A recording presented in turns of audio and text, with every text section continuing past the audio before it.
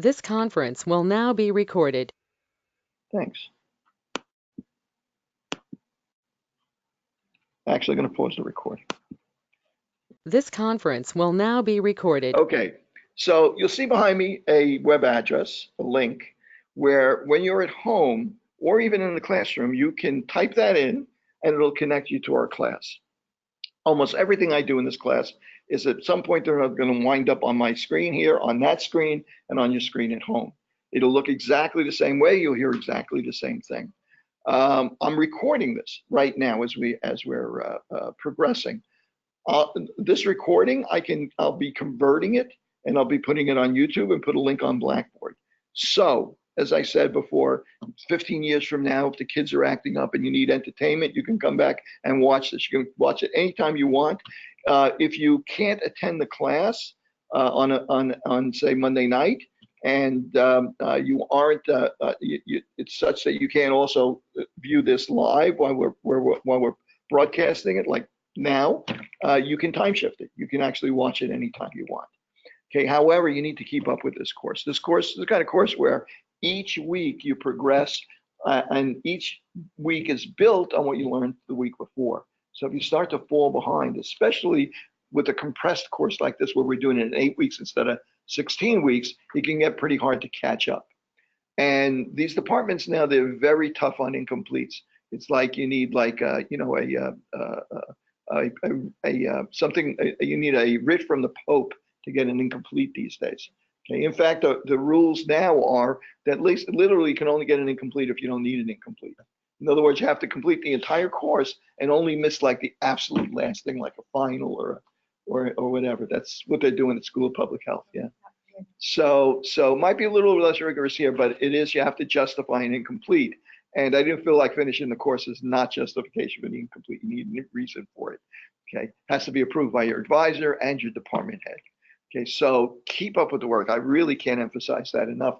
And if you're having problems, you're falling behind, let me know. And I got all sorts of other videos and ways to help you and stuff like that. So, but I need to know. You have to stay in touch with me.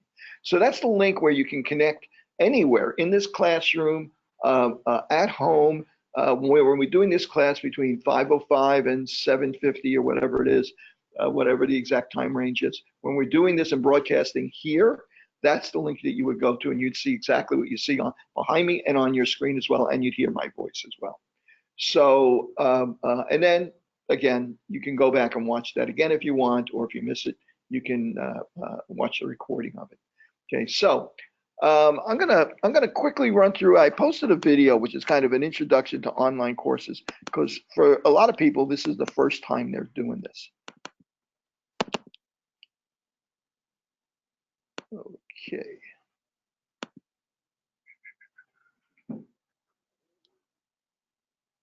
Let me see where I got it.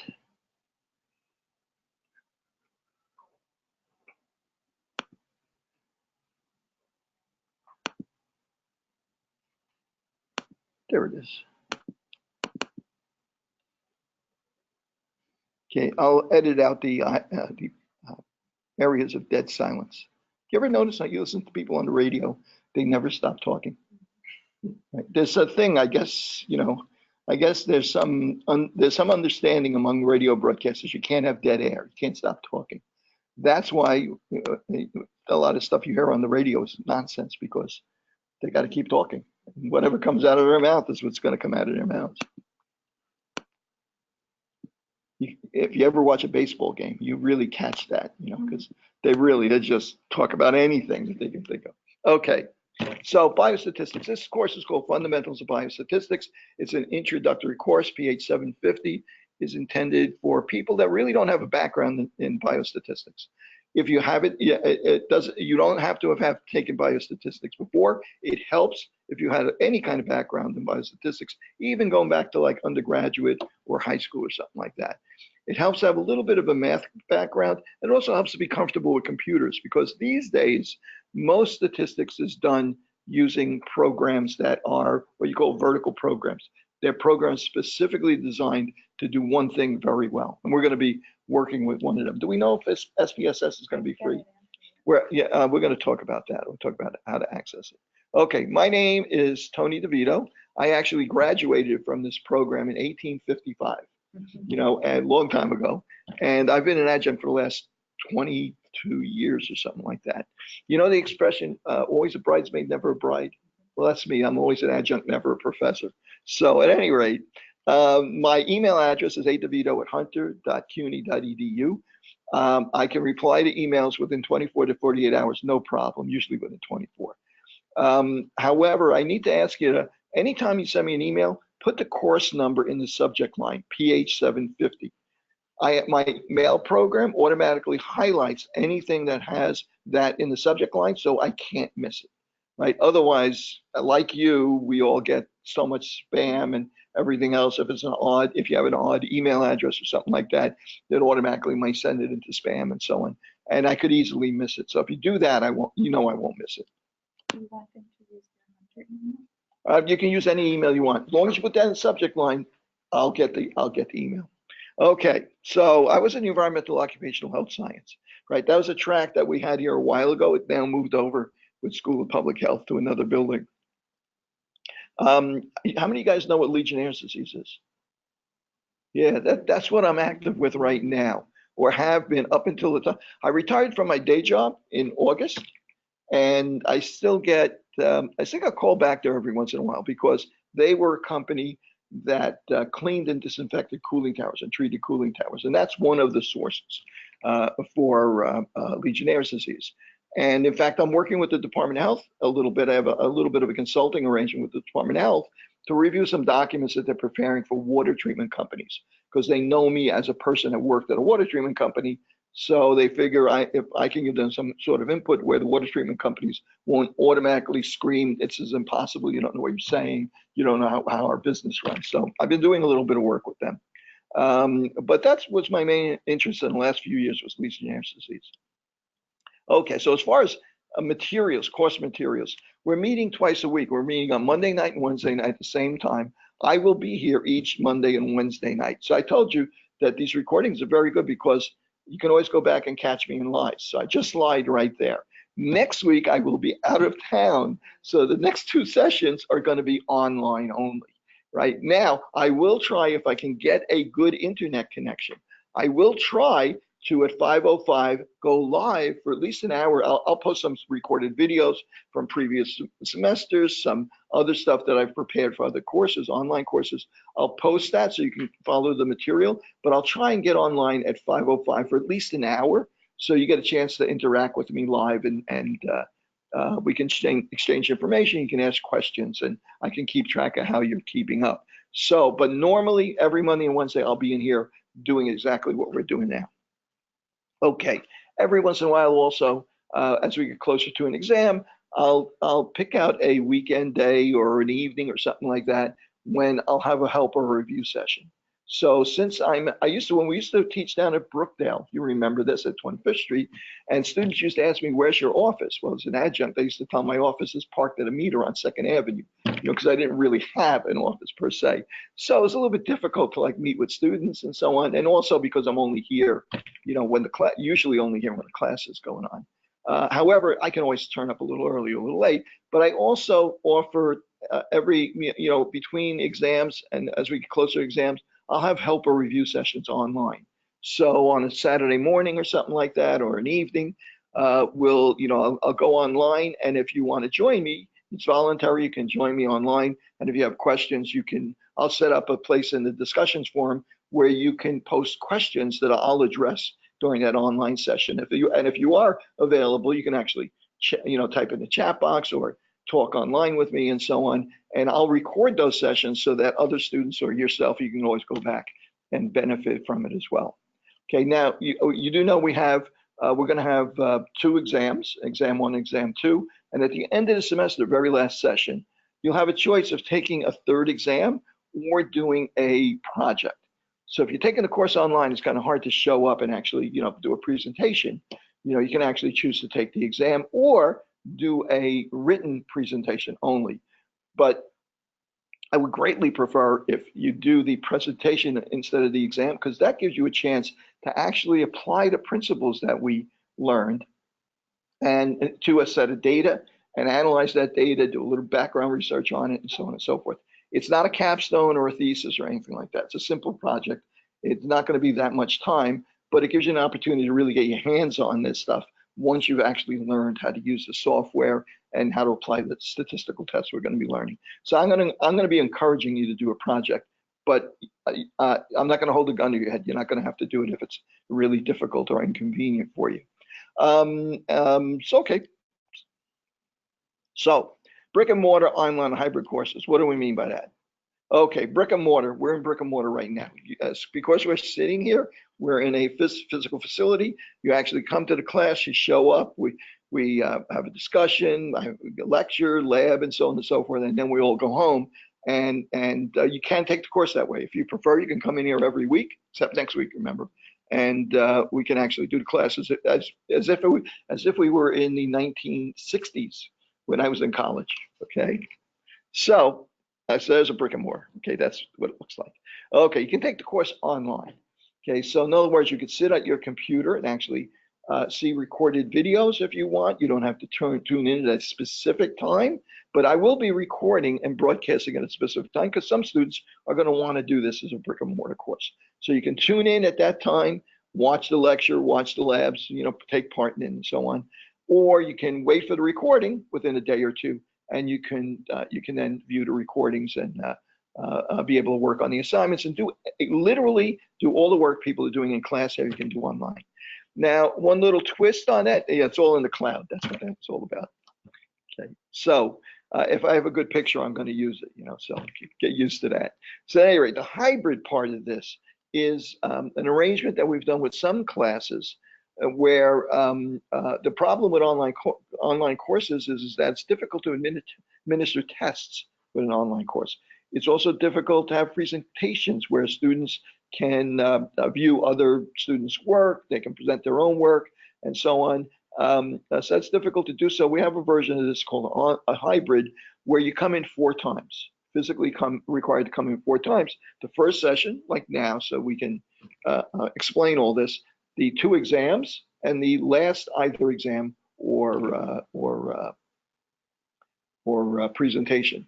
Now, online, I will be preparing an exam that you can take online. Typically, the way it's going to be set up, you'll log on to Blackboard. You'll be able to take the exam online on Blackboard and submit it. It'll be timed. It'll be 2 or 3 hours.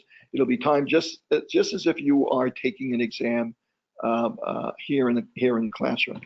Those exams also will be on Blackboard. You'll just be using these monitors. Won't be using pen and paper except for whatever notes or calculations you want to do on the side. They're open book exams. You can bring anything you want, right? You can use anything that's on Blackboard. You can reference anything that's on Blackboard or linked to from Blackboard.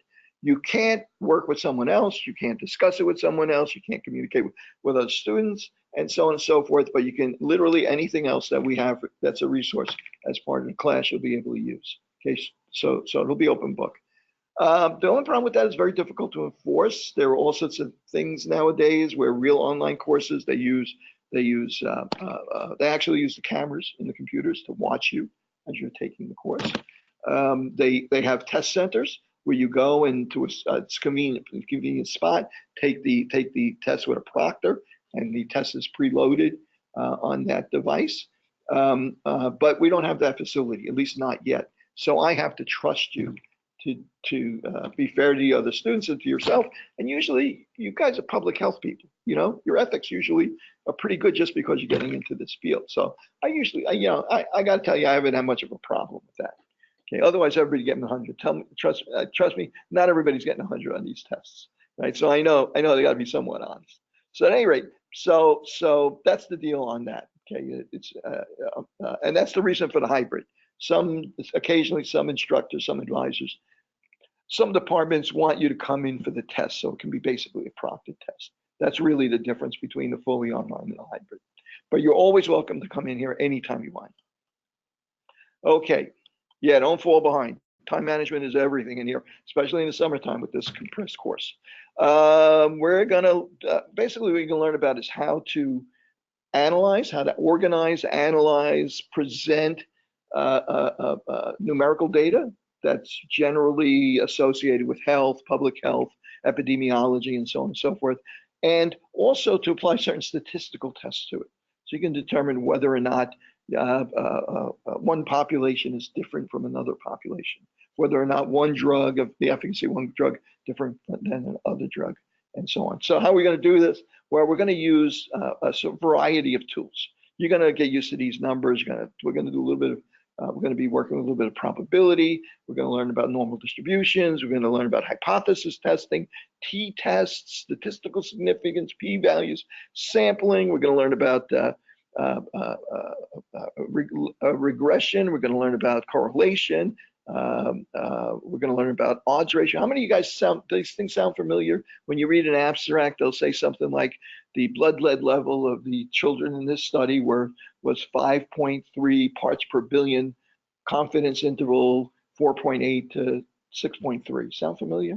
Kind of seeing that kind of stuff? Well, you're going to understand that now. By the end of this semester, you will absolutely positively, I guarantee you will understand. When you read an abstract, you will understand what those statistics mean. Okay, so how are we gonna do all this? How we're gonna function here? Well, we're gonna mostly be using software. Okay, and there's two principal pieces of software that you need here, besides a word processing program. Just to be able to submit some documents every once in a while. One of them is Excel. How many of you guys are comfortable with Excel or with a spreadsheet program? When I say comfortable, you really like using it. Okay, good. All right. Yeah, Diane unfortunately has been forced to learn how to use a spreadsheet program. So I like hearing that, because I will start from ground zero. Well, today we're even going to start talking about how to use a spreadsheet program, how to enter data into it, what goes into those cells, and how to embed formulas in there. So I'm glad I brought that up and asked you about that, because I think we really need to go over that. Now, Excel is a great general use numeric program. People use it for finance. They use it for just organizing names and addresses, departments, courses, and so on and so forth. Other people use it for engineering calculations, designing airplanes, bridges, you name it. Has a million uses. One of the uses is statistical. There are actually functions built into Excel that allow you to do very sophisticated calculations in a number of different industries, from engineering to finance to business to statistics, in fact. So we have a collection of functions buried in Excel that you don't know about yet, because you wouldn't know about them unless you actually started to use them, that we're going to be able to take advantage of it. The other program we're going to use is called SPSS. That's Statistical Program for the Social Sciences. Okay, it's currently owned by IBM. They bought it up about 10 years ago. So they own it, they maintain it. It's one of the 2 or 3 most popular statistical programs. Like I said, it's basically a class of software called the vertical programs. Excel spread out, you can use it for a lot of stuff. This software, SPSS, is only useful as a statistical program, but it's very sophisticated and very good at what it does. Okay, so it's specifically going to be for us to do statistical tests. The program costs somewhere between, just the base version of the program costs somewhere between $1,000 and $1,500, and we don't require you to have it until the 3rd week. So actually, you probably figured out that's not going to happen here, right? So you can actually buy student versions of it. You can download it, install it on your computer, and you can buy a license for either 6 months or 12 months.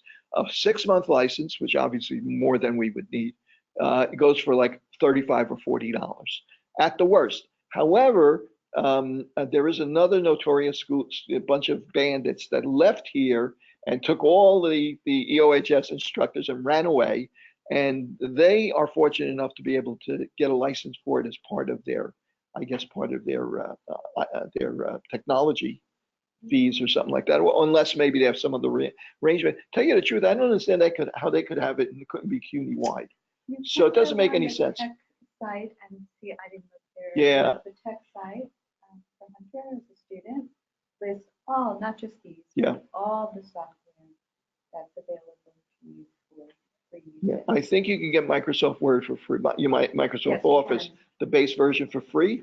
This, I think, it sends you to a link that'll take to IBM, and it'll have 3 places where you can buy it, buy that 6-month license for from $35 to $50 or something like that. depending on which you choose. I'll be giving you some advice on which version you should choose. For starters, buy the version for your machine. In other words, make sure if you got a Mac, make sure you get the Mac version. Got a PC, make sure you get the PC version. The versions that student versions we're going to use are called grad pack, student version, student grad pack version.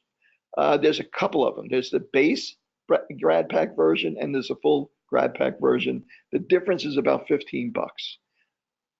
The only difference functionally for us is that the more expensive, slightly more expensive one, the $50-ish one, that one has linear regression. Linear regression is an advanced topic. They have all sorts of courses in linear regression. We're going to discuss last week or two, we're going to discuss correlation and simple linear regression. I'm sorry. And but the slightly more expensive version has logistic regression. Logistic regression is a bit more complicated. It doesn't come in the cheaper version, the $35, $40 version. You got to buy the more expensive version. Where I'm going to introduce it to you, show it to you, so you know. Somebody says to you at a party, says, "Oh, do you know what do you know what logistic regression is?" You can say yes. That's basically all you're going to be able to say about logistic regression. You'll have an idea what it is for this course. When you go on to take more advanced courses, it's going to be an important thing if you do. Most people in this course, most people take 750 are probably going to be taking nursing and other courses, not likely to take more advanced, specifically biostatistics courses. There are other versions of this course we used to offer. Maybe they still do 751 or there's another one, Bio 611. Those are versions of the same course, except they're geared to people who are going to be taking more advanced courses, prepping them for more exams. We don't have to worry about that though. Okay, so if you want to save a few bucks, you can get the cheapest version that you can. But if you're really getting into it and you're interested, you can get a little bit more expensive version. And I'll introduce it. And I can even give you links to a dozen YouTube videos where you can actually learn a little bit more about it. Okay, so that's the principal difference. So you're going to need Excel and SPSS. That program R that was over there that kind of was by that I kind of ignored, that's an open source program. Open source meaning it's free, but it's free with like some caveats. In other words, people have contributed their time to develop this program, and other people contribute to it regularly. They expand it, they make it bigger, they put add-ons onto it, and so on and so forth. That program R is one of those open source programs. You can download it and use it for free. R itself is a little bit difficult to use because you kind of have to type instructions into it. However, there are other people that have made overlays for it. So you can kind of have almost like a similar kind of interface that more sophisticated programs have, like a drop menu and stuff like that. However, it still takes a bit more to learn how to use. So if you're interested in R, you can download it, play around with it and stuff like that. But I suggest that unless you're really into spending some time with this, that you stick with SPSS for actually the work we're doing in the class. Okay, so I'll be supporting Excel and SPSS. If you decide you want to really learn R, you're going to learn R, you want to use it in this class, it's perfectly okay for you to do that. Except I won't have the time to really hold your hand with it if you have problems and stuff. Okay, but if you feel comfortable doing this stuff, by all means. Okay, what do you need to know? Basically, just what you walked in here with. Okay, I'm not going to assume, especially now, I'm not going to assume you know much about Excel or SPSS.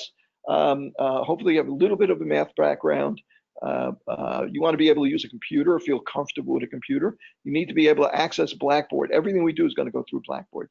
The discussions forums, the sessions, the assignments, even the exams are going to be on Blackboard. So you got to be able to get on your web browser, get onto Blackboard regularly, and check it regularly as well. Check it several times a week at least, right? You're going to be checking it twice a week because we have 2 sessions a week anyway, but check it even more often to make sure that you're keeping up with what's going on. Microsoft Office, that's I believe free for you guys if you want to download it and install it on your machines. Okay, and SPSS.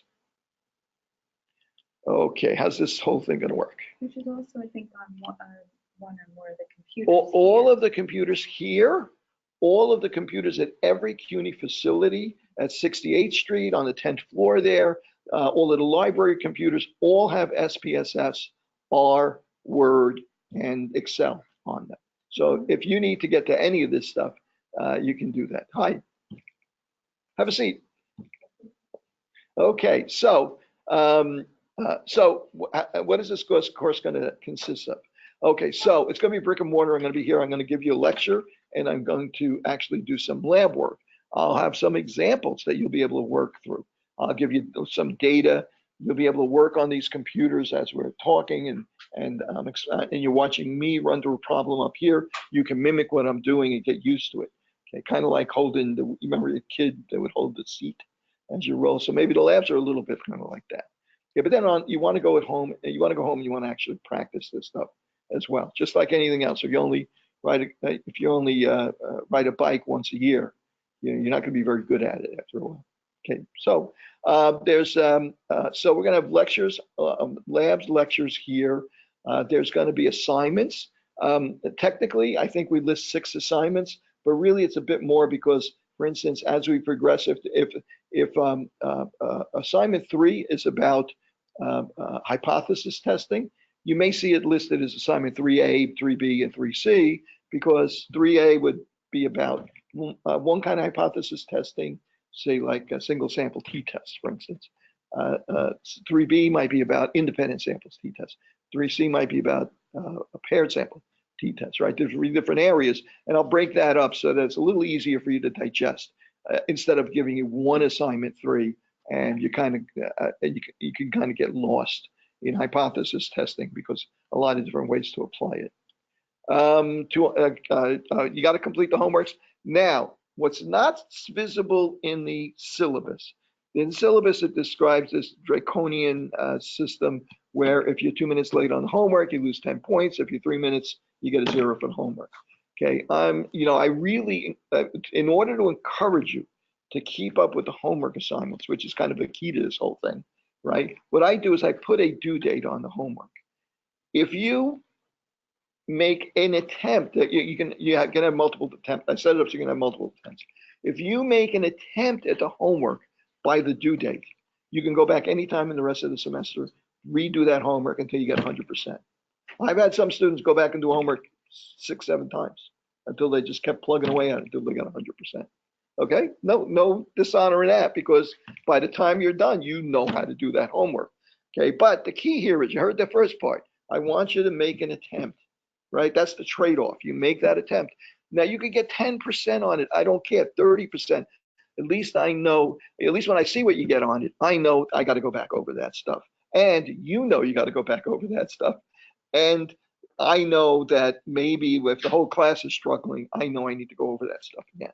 Okay, so it's really important to me that I can see you progressing. So that's why I encourage this. And it's really important for you guys too, because if you start to fall behind, you get 2, 3 homeworks behind, and we really apply zeros to all that stuff, you might as well just stay home.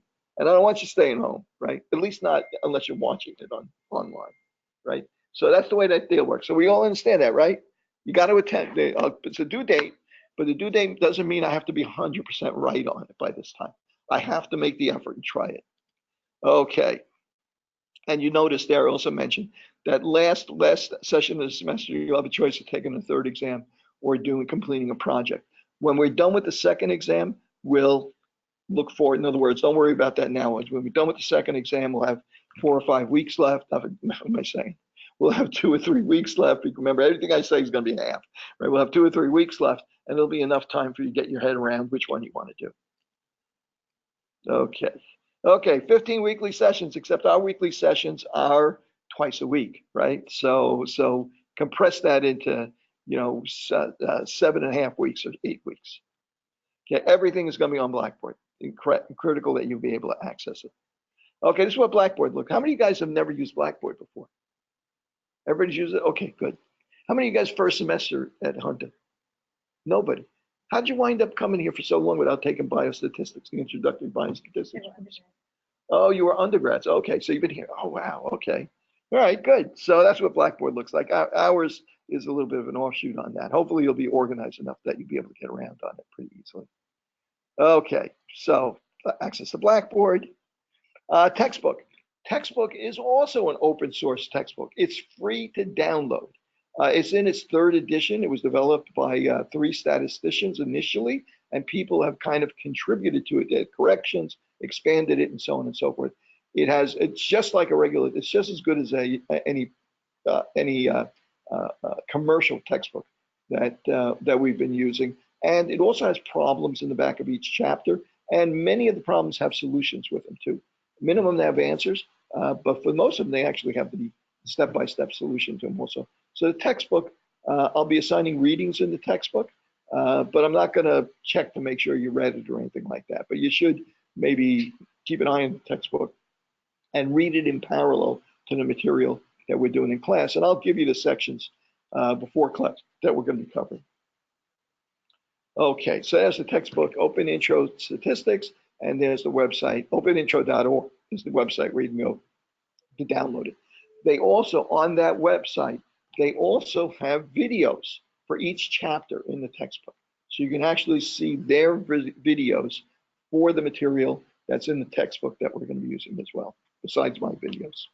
Okay, that's what this is actually a page, a couple of pages from the textbook. So you look at it, it looks like a real textbook. You can download it as a PDF version for free. You can buy it from the bookstore, from Amazon, and I think something called CreateSpace or something like that. There are 3 or 4. When you go to openintro.org, you'll see the links to where you can buy it from. They have it on Amazon. You can buy, I think, a color version for under $30, or you can buy a black and white version for under $20. Right? And I think there's a couple of places that might even be cheaper than that. Okay, so it's your choice if you want to use it as a PDF file. I like using it as a PDF file because, you know, PDF files you can search on the PDF file. So if I'm looking for a specific topic, like chi-square, I can just type in chi-square and it'll list for me the pages where that information is. So, but if you're more comfortable with having something on paper in front of you. Okay, Excel, presumably it's free for you guys. If it isn't free and you're really strapped for money, there are some places where you can get open source versions of Microsoft Office programs. Okay, let me know if you have a problem like that with software. And that's what SPSS looks like. It kind of looks like a spreadsheet, but it's different. You're gonna see when we get to that point. You're gonna see why it's different. There's our 6-month license. I don't know how up to date this is. Actually, if you go to the IBM site, and what I would do is hold off for a day or two. Normally, I'd be telling you go home and you download it tonight, but I would say hold off for just like 1 day so I can resolve whether or not there's an opportunity for us to get it for free. If it isn't, and I'm going to be emailing, I'll put up an announcement. Whenever I put up an announcement on Blackboard, I also broadcast it to all your email addresses. That's another point. Make sure that the email address that you have on Blackboard as your default email address is one that you check regularly. Because I know if you never check your Hunter email address, and that's the one you have there, you just check your Gmail, well, that's going to be a problem because then you'll never see my announcements, you'll never see my emails, my responses to your emails, and so on. So make sure that's and you can change that default email. If you want to use your Gmail address, you use your Gmail address. That's a little sticky. Some instructors would prefer you keep it your Hunter address, but you know, for this class, I don't care what you use as long as it's an email address that you check frequently. Okay, so I'll check to see if it's available without paying for it. But again, worst case, it'd be like $35 or $40. One of the other requirements of this course, although it's not the case with you guys, for a lot of people, and historically, this has been it's a core course, it's an introductory course, and a lot of other courses, like EPI courses, you often have this as a prerequisite. So for a lot of people in various programs, in this part of this course is completing a certificate program, an online certificate program in ethics and human research. Okay, and that's run by an organization called cityprogram.org. That's literally their address. When you go there, you register. You put down your institution as CUNY, and you can go through a series of steps where you'll identify yourself, you put in information, you'll register in the course, and so on. And it'll give you the opportunity to take a number of free online courses. The one you're looking for is a graduate certificate. Could be either medically related or social science related. but it's got to be a graduate student's version or higher program in ethics and human research. So what is that? What is this all about? Well, there's a good chance that as you progress through this program, you're either going to handle data that involves that was collected from human subjects, or you're going to be actually involved, with a research project where the research project is dealing with human subjects. So you're required to have this in order to participate in those kind of programs. Okay, so that's required part of this course. Technically, you don't have to do it until the end of the semester because I need that to give you a grade at the end of the semester. But let me think. This is a nice weekend. It's going to rain. It's probably going to be miserable weather. It's raining outside probably right now, and not too much else is going on. You haven't, nobody's assigned any homeworks yet. Do it now, right? Because it'll take you like 4 to 6 hours. You read through these modules, right? Like kind of like taking the SAT test. Read through a module, and at the end of the module, you'd be asked to answer 3 or 4 questions, multiple choice questions. If you get like 80%, you move on to the next. Actually, you can move on to the next one. You can go back and retake it over and over again as much as you need to. Overall, you have to go through all of the modules. There might be a dozen of them. You have to go through all of the modules until you get an average of 80% across the board. But it could take you 4 to 6 hours to do this. If you're a fast reader and you can skim through this stuff pretty quickly, you can do it a little bit less, but it could take 4 to 6 hours. Last thing you need is when you're studying for the exam, final exam the next night, or you have other courses at the end of the 8 weeks, and you're really busy. Last thing you need is to have to worry about this. So try and get this out of the way early, so that way it's done, and it's actually pretty interesting stuff. You'll read about the Tuskegee study and the all sorts of. There's some newer studies that involve genetic research where they've had disasters and the way people have misused even just information and data. So there's really a lot of interesting stuff that's on there. Okay, so free online course, 3 to 6 hours probably will take you. The institution is CUNY. You got to make sure you put in CUNY as the institution. You want a certificate for graduate students in social behavioral science, or if it's a medical, if there's some other area, as long as it's a graduate level or better. They're actually good for 3 years now. Yes.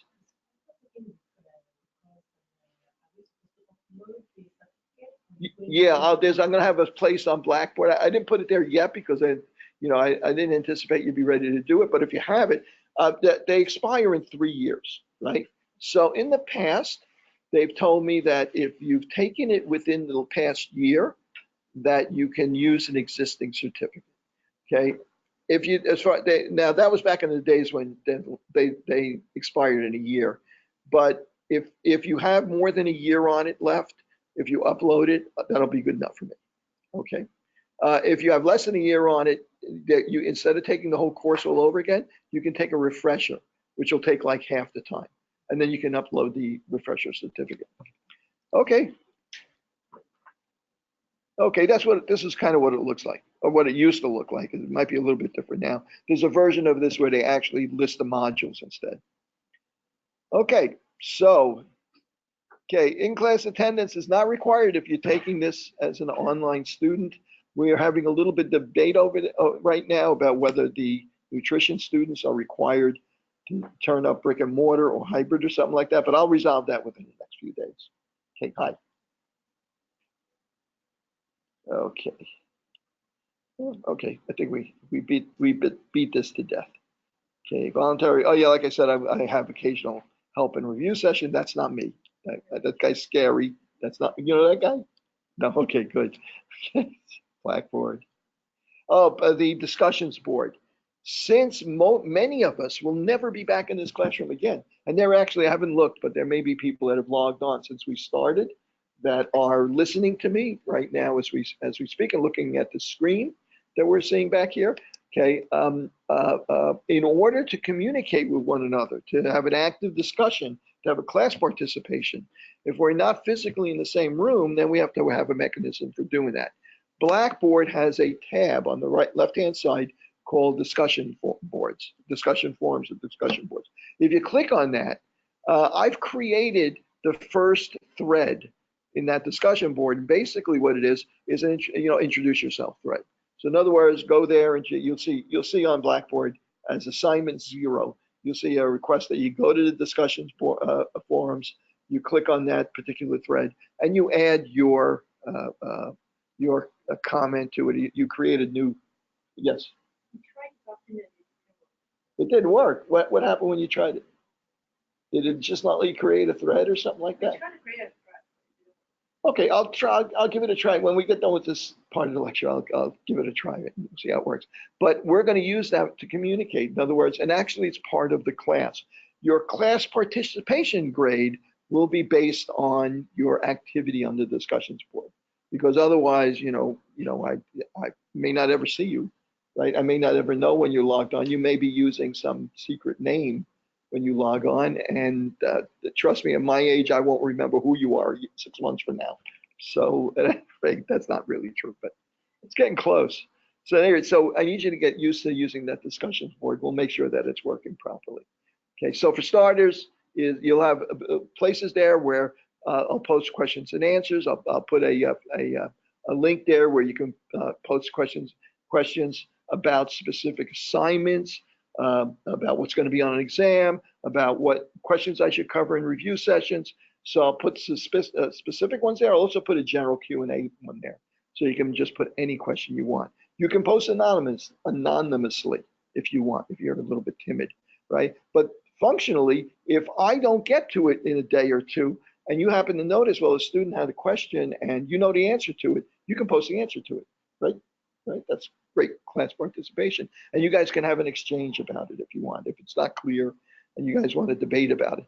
On the assignments, it's perfectly okay for you to collaborate on the homeworks. Not on the exams, but on the homeworks, it's okay for you to collaborate with one another. Not do each other's homework, I mean collaborate. Okay, so right now, I think this is recording, right? Many times I've thought it's recording and then I was disappointed. It happens a lot less now than it used to in the old days, right? So technology can fail occasionally. Maybe you can't get logged on. Maybe you have a problem with the discussion board.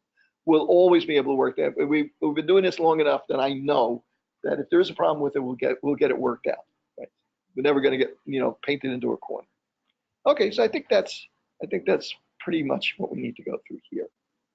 Okay, that's the question was don't panic, right? Keep up with the course and no man left behind as long as he keeps up with the work. Okay, good. Okay, let's take a 5-minute break. How's that? Okay, then I'll do something interesting. So I try and keep you guys awake.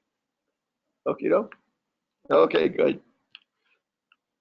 Let me see what we're doing online, see if I have any questions. So, you gonna take this course? No, this is very interesting because I've never taken them that way. And I don't have Blackboard course software.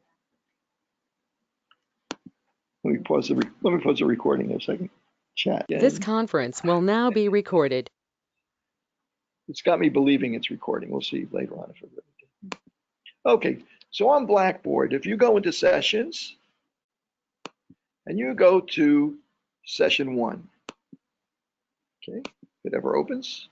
If you go to session 0 is basically what we just did now. If you go into session 1, okay, you'll see there's a bunch of links there. First one there is some lecture material.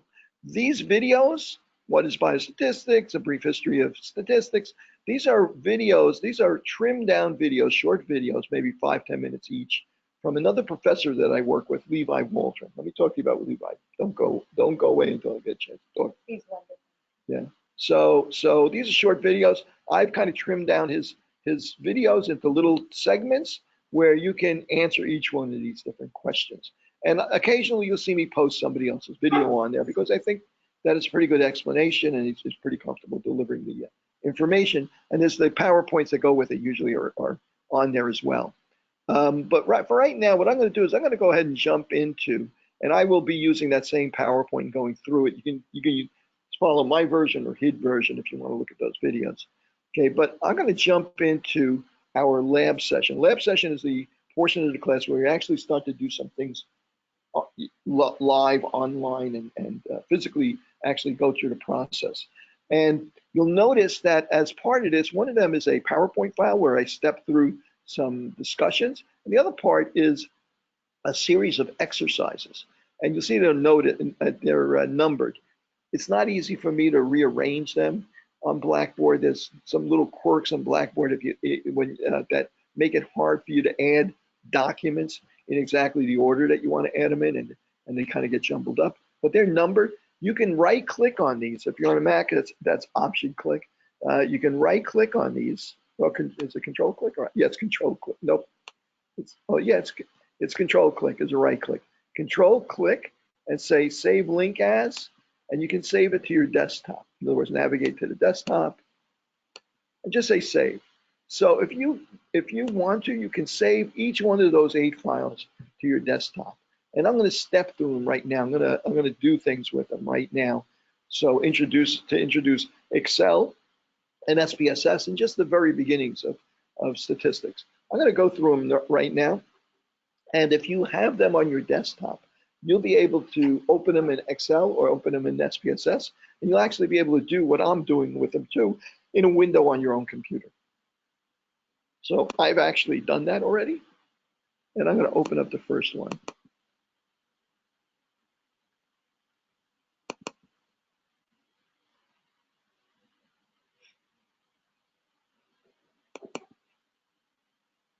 Here we go. Okay. So that's kind of hard to see, so I'm going to make this window a bit bigger. View. Zoom. Let's go to 200%. Okay, that's a little easier to see. Maybe if we close that light at the back, can one of you shut that light off back there? Might be a little bit easier to see. I don't think they've changed that bulb in the last 10 years. So it might benefit from that. That's good. Yep, I think so. Yeah. Okay. And again, that's one of the reasons why I encourage you, if you want, you can log on these individual computers using go to meet.me/CUNY Public Health. Go to meet.me/CUNY Public Health, all one, no spaces. What's that? Go to meet, MEET, .me/CUNY Public Health. Do I still have that up here somewhere? Let me see if I put that. There it is. See right there? Go to meet.me. You don't need the HTTP:// these days. The browsers are smart enough to know how to do that. /CUNY Public Health, all one word. Okay. And then you'll be able, actually, I think if you reboot the computer, it'll log on. Someone left it logged on under their own username or something like that. So if you just hold down the power key, it'll restart. Or you could also just start another computer. Just turn on another computer. So anyway, okay, so let's take a look at this. This is Excel. Excel opens up in a blank sheet, would normally open up in a blank sheet. I just opened a file that I kind of set up. Normally would look something like this, give you a bunch of options. Whoops, I'm in Word, unfortunately. Hang on. New. Okay, it opened up in a blank sheet with a whole bunch of rows and columns in it. Okay, there was actually, this is called a spreadsheet program because it mimics a kind of record-keeping device that accountants used to use years and years and years ago.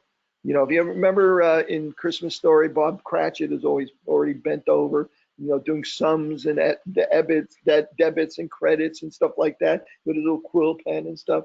And the way that would work is they would literally add on one column might be credits, another column might be debits, and so on and so forth. And then at the very end, they would add up, whatever was the total credits and total debits at the bottom, and they'd start a new sheet with that at the top, and then start adding credits and debits and so on. So they know how much money they had, and so on and so forth. The only problem with that is that what happened if Bob Cratchit made a mistake on one of those entries? Well, then he's got to redo all the pages that were based on those entries, right? So that was miserable, right? So, but I mean, that's how spreadsheets work. They literally were just columns and rows and so on and so forth. So this mimics that. It's called spreadsheet program because it literally mimics that kind of paper device. Okay, so what do we have in this spreadsheet program? Well, first of all, the way we call each one of these little boxes, we call those cells. And those cells are identified by their location on the Excel document. So in the rows are numbered 1 through whatever, a very large number. And the columns are identified by letters. So for instance, the one I just pressed into is B5. That's how we would identify that particular cell. Okay, and if I clicked into that one would be C9 and so on. Okay, so what can we put into those cells? Well, believe it or not, as sophisticated a program as this is, there's really only 3 things that you can put into those cells. One of those cells, one of those things is a label. Label is just a word. So in this one, I can put in January, February, March, and so on and so forth. Those are all labels, right? They're just text. The other thing you can put into these is a number. Okay, so that number could be, let's say, for instance, if it's purchasing something or whatever, 123.550, 56.65.3, and 12.1, let's say. So you can put a number in there. Notice that they justify differently if it's a number or a letter. Usually by default, the letters go, if it's a text, it goes to the left justification. If it's a number, it goes right justification. That's handy because if it's money that you're dealing with, you want the decimal places to kind of line up.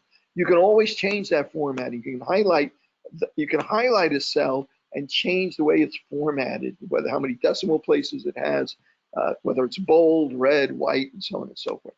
But that's the basics. You got a label and you got a number. Well, now the third thing that you can have is a function, and that function can be an equation, right? And that equation can take a lot of forms, but even just the simplest, I can say that I want to add 2 numbers. Let's say I want to add January and February together. If I want to put an equation in there and let SPSS Excel know that this is going to be an equation, all I do is type in an equal sign. The minute I typed in that equal sign, if you look up here, right, if I type in that equal sign, you'll see a change up here, right above the A, right? See the little change in that little bar up there? That's a place where you can follow the equation. If it's a very long equation, it makes it easier to see up there.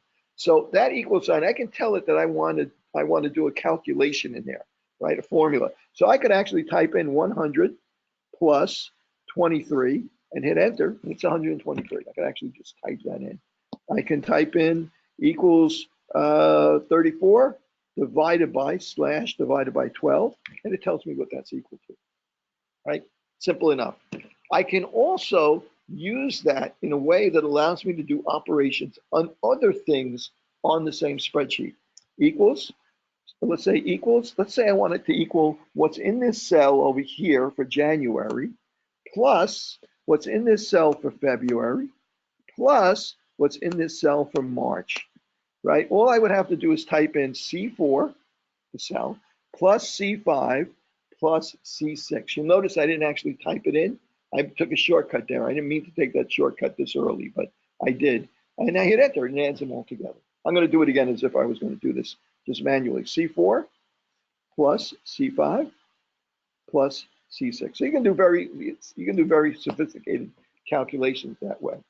Now, secretly, we can even do more than that. SPSS has a bunch of functions hidden away where if you see this little f of x, function of x, if you click on that, that'll bring up a table called the formula builder that'll show you all the many functions that SPSS has built into you that you can put into that box. Really, only 3 kinds of things you can put in there: number, a label, and a formula. But the formulas can get very, very complex. So for instance, if I go over here and I bought 10 items at $11.20 each, right? Well, what's my subtotal? Well, I can say my subtotal is equal to, oops, let me hit escape here. Let me make this go away. Okay, so I'm going to go over here, equals. Okay, and now I can tell it that I want to take the amount that's in F3, right? And I can type in F3, oops, times the amount that's in G3. Okay, and it gives me 10 times $11.20, $112, $112, excuse me, right? And I can do this for the next cell, equals, except this time, in order to avoid making a mistake, Excel allows me to tell it which cell I want to work with by just pointing and clicking at it. So I put in an equal sign, and now with that equal sign activated, I go over here and I click on 20, and it tells me that's F4. And then I can tell I want to multiply, so I put in an asterisk for multiply, And I can go over to this cell and tell it I want to multiply it by this, what's in this cell, and hit enter. Okay, and it comes up with the answer for me. Another thing that Excel will allow me to do is it will allow me, when I have numbers alongside of each other in a column, it says it's smart enough to understand, well, you know, I can see what he's doing with these cells. He's multiplying one by the other, you know, but he's going down each time he's doing this. So if I click over here, you'll see in the upper left-hand corner, the formula F3 times G3, but the next one is F4 times G4. So the next one obviously is going to be F5 times G5. Excel can do that for you. And it does that by allowing you, I'm going to click into this last one that I did. I'm going to click, hold down, and drag, right? And then I'm going to go up here to edit. And I'm going to say fill down. And what it's going to do is, if that 400 were all by itself with nothing next to it, no two columns next to it, it would just copy 400 into all those other cells. But since it's intelligent enough to see what I'm doing here, when I say fill down, it actually adjusts the formula for each row. Okay. Pretty cool, right? Okay, so there's also functions buried in here that will help you avoid a lot of extra work. So for instance, next thing I want to, these are all subtotals, next thing I need to do is add those all together.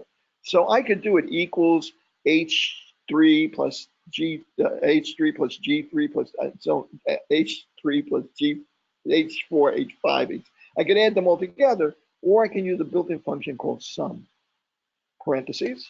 And in there, notice it comes up when I put the parentheses or recognize that as a valid function. And now it's waiting for me to enter the information I want to add up. And now, since I don't want to just put plus in each individual cell, I can actually tell it to add up a range of numbers. And that range of numbers in this case is H3 through H7. So I'm going to tell it colon means from H3 to H7, and hit enter. And it adds those numbers up for me. Another way for me to do that, again, because you know it's going to be a little easier, a little less likely to make a mistake, sum, parentheses, and now it's waiting for me to put in that range of numbers. I can, instead of typing those cells in, I can go up to 112, click down and hold, and then drag down, and notice how it fills it in for me. Then lift my hand and hit enter, and it adds it all up together. Okay? Is this new for anybody? Is this like something you haven't done before? It's new? Okay, wow, okay, good. I'm glad I'm doing this then. Yeah, I can't tell you how many times I do this when I propose doing this in a semester, and the feedback I get from other instructors, don't waste your time doing that. Just move on from that. And you'll see this will come up in some other spot. So that's basically Excel. Now, the only thing is that we have many, many, many functions that we're going to be able to work with in Excel. For instance, you can see sum. These are just the ones I used recently. Sum, average, max, minimum. Look, there's abscissa, that's like a geometry. Areas, averages, binomial distribution, conversions, counts, just literally counting things, right? There's math, there's all sorts of different kinds of functions in here. There should be a way for me to separate them by group. They're actually grouped. I'm not sure where that's coming up grouped right now, probably because I'm clicked in there somewhere. Okay, all. Look at this. Oh, there you go. So you can, there they are. Here they are at the end, grouped by. For instance, these are all statistical functions. Average, F dot inverse Fisher. A few of these will make sense to you. Most of them are advanced things you don't have to worry about. Right? There's accounting stuff in here. You name it, date and time functions, and so on and so forth. There's many, many, many functions that you can take advantage of in Excel. You don't have to learn them all. You only have to learn the few that we're going to be using, right? But you can see that this is a great tool. You can be able to do all sorts of stuff with this, even beyond this course. Okay, let's open up the next file. Is 2. Remember I told you about that what if situation where I had mentioned that, gee, what am I going to, you know, what is his name? Christmas Story. What is Bob Cratchit that made a mistake on page 1 of his ledger, and now he's on page 5. He has to go back and redo everything all over again, right? Actually, no, they don't. That's the magic of, anybody ever hear of double entry bookkeeping? Right? They never go back and change a number in double entry bookkeeping. What they do, if they make a mistake, they add another line which corrects the mistake. So you never actually have to go back. But I mean, it's still kind of a pain in the butt because now the record is all screwed up. So you really have to go, when you're trying to track back and figure out what happened, you got to go all sorts of, it's all sorts of a problem. So this second one I call budget. The file name is budget demo. Okay, and I'm gonna blow this up a little bit so we can see it a little bit better.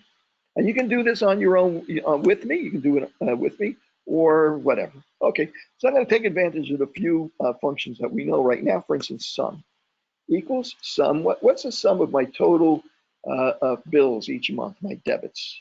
And I'm going to highlight that, and the sum is B4 through B9, and I'm spending $1,740 a month. Well, what's my income? My income is my salary, tutoring. I do a little tutoring on the side, and mom and pop help out when I'm really strapped. So I wish those days were still here, but unfortunately, So, oops, I made a mistake there. Equals sum parentheses, and I'm going to add those all together. And Jay, what's the balance here? Well, the balance, where I stand here? Let's see, the amount of money I'm making minus the amount of money I'm spending, right? Well, we got a problem there, right? I'm going under quick, right? So I need to fix a few things here. Well, this is the nice thing about Excel. You can use Excel to try and play around with different scenarios, change things, manipulate things, figure out what if I do this, what if I change that, and so on and so forth. So I said to myself, okay, let me try and save a bit of money here. Let's see, food, maybe, I'll go to the cheap Chinese place instead of an expensive one. So maybe it's 150. I'll take my bike a couple of times a week. So maybe I can save a little money there. So maybe I can get that down to 100. My transportation course tuition, that's like, got to pay the piper, right? You got to pay tuition. I still owe some money. Gee, I'm really strapped. What if I get a roommate and I split the rent? Well, now I'm in the grave. I got an extra $60 a month. I'm feeling like a king, right? I'm feeling like a Trump. So at any rate, there's $60 a month. So what have I done? I've used Excel to help me see, as I change things, what the reaction would be. And a lot of times you'll do that in Excel. You'll use it as a way to test different scenarios. In fact, this is the way airplanes are designed. What if I get a little bit of weight? What if I can get rid of a little bit of weight here? Or what if I can reinforce this structure here, and so on and so forth, right? I guarantee you, I.M. Pei, who just passed away, right, know how to use a spreadsheet, right? I'm sure he used one every day of his life, right? Because that's what he did. There are many engineering functions in Excel. So you can use it for what if. In fact, that was the first spreadsheet on microcomputers was a program called VisiCalc. And VisiCalc took the market by storm. One of the reasons why when Apple came out with the Apple II, it was buried in a market that had 100 different microcomputers when it first was released, right? It had some advantages. It was color, a lot of them weren't color. It was easily upgradable, a lot of them weren't easily upgradable, and so on and so forth. But the real key was there were a couple of guys from Harvard, I think they were, that wrote a program called VisiCalc, was the first microcomputer spreadsheet. And accountants, Wall Street, people on Wall Street, people in real estate, they discovered that this program and what they could do with it, how much time it would save them, and they would buy Apple computers to run this program. So it's literally they pay $100 for the program, and they'd have to spend $2,000 for a computer to run the program. But they would buy it. That's what drove Apple sales in the beginning. That's what gave them an enormous advantage over all these other computers. Okay, so let's look at the next one, which is graph demo. Not only can you organize numbers, do calculations, and so on and so forth, but you can also do graphics using SPSS. I'm using Excel. Okay, so let's go up here. I want to load this up. You gonna sneak out on me? Okay, no problem. I'm gonna try and edit it, of course. You'll be able to watch this later.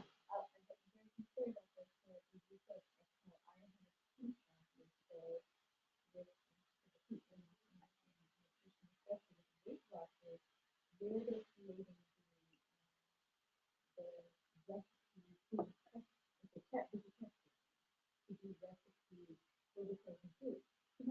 Right.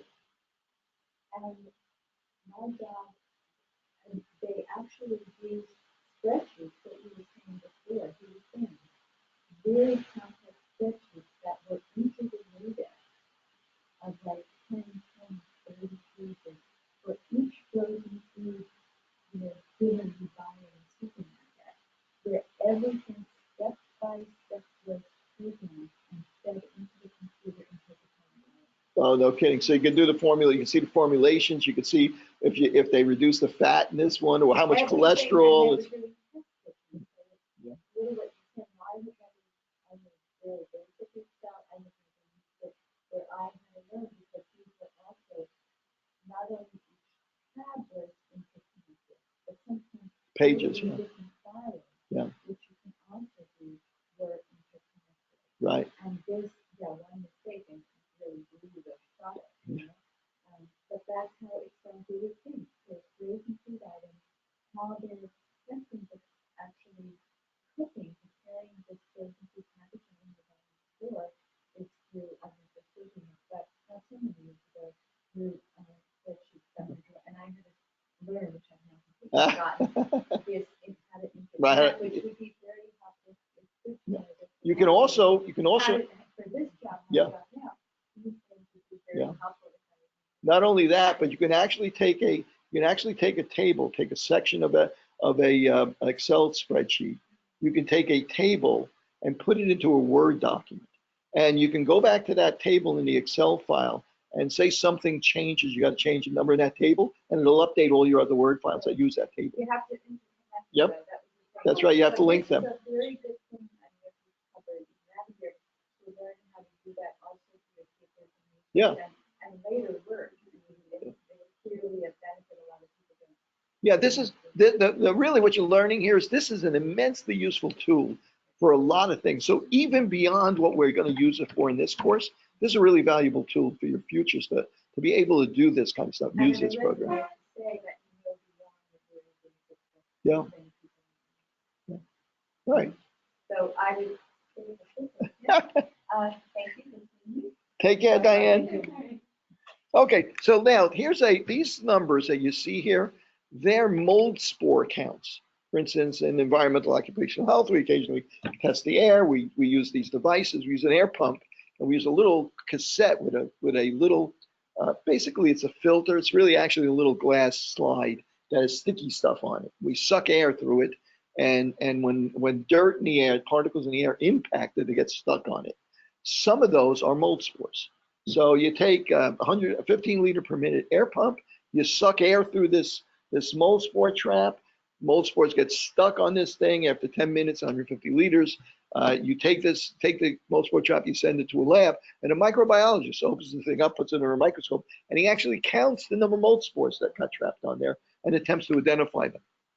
So this is what these results are. So if you look at this, in column B, we have the location. Outdoor, a couple of samples took outdoors.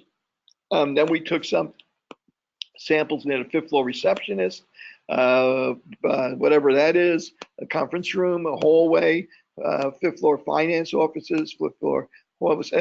Probably one of these was a complaining area, the other one maybe wasn't complaining. So we got three areas. We got outdoors, we got an area where they had some complaints, and we have an area where they didn't have any complaints. And we want to compare them.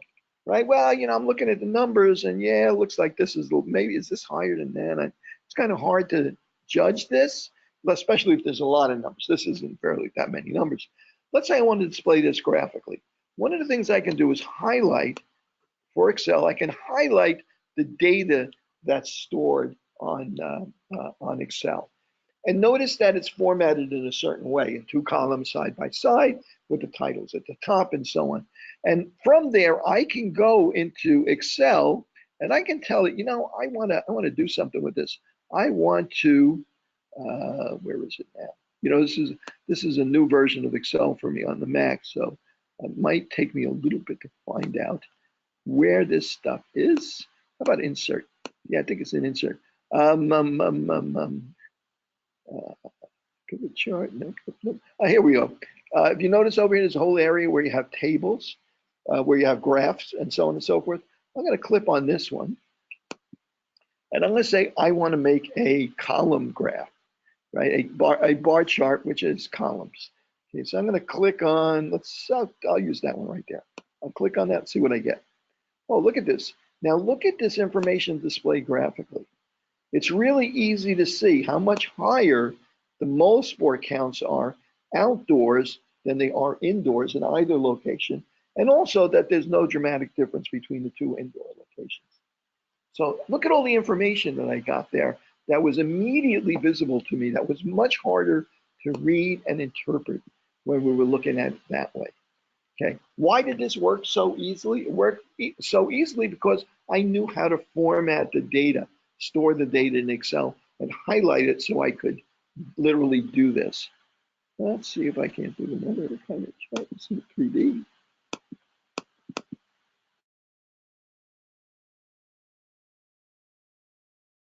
Entered at the top of each individual bar so you can see what the numbers actually are, and so on and so forth. You can do pie charts, bar charts, 3D charts, so on and so forth, every kind of chart that you would ever imagine in Excel. So there's another use for Excel, being able to display complicated numerical data graphically so it's easy to interpret.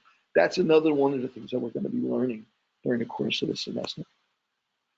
Okay, so I'm going to go move on to the next one here, number 4, which is statistical functions. I'm going to double click on that. And I'm going to blow this up so we can see it a little bit better. Okay, view, zoom, percent. Okay. How many of you guys remember your statistical functions?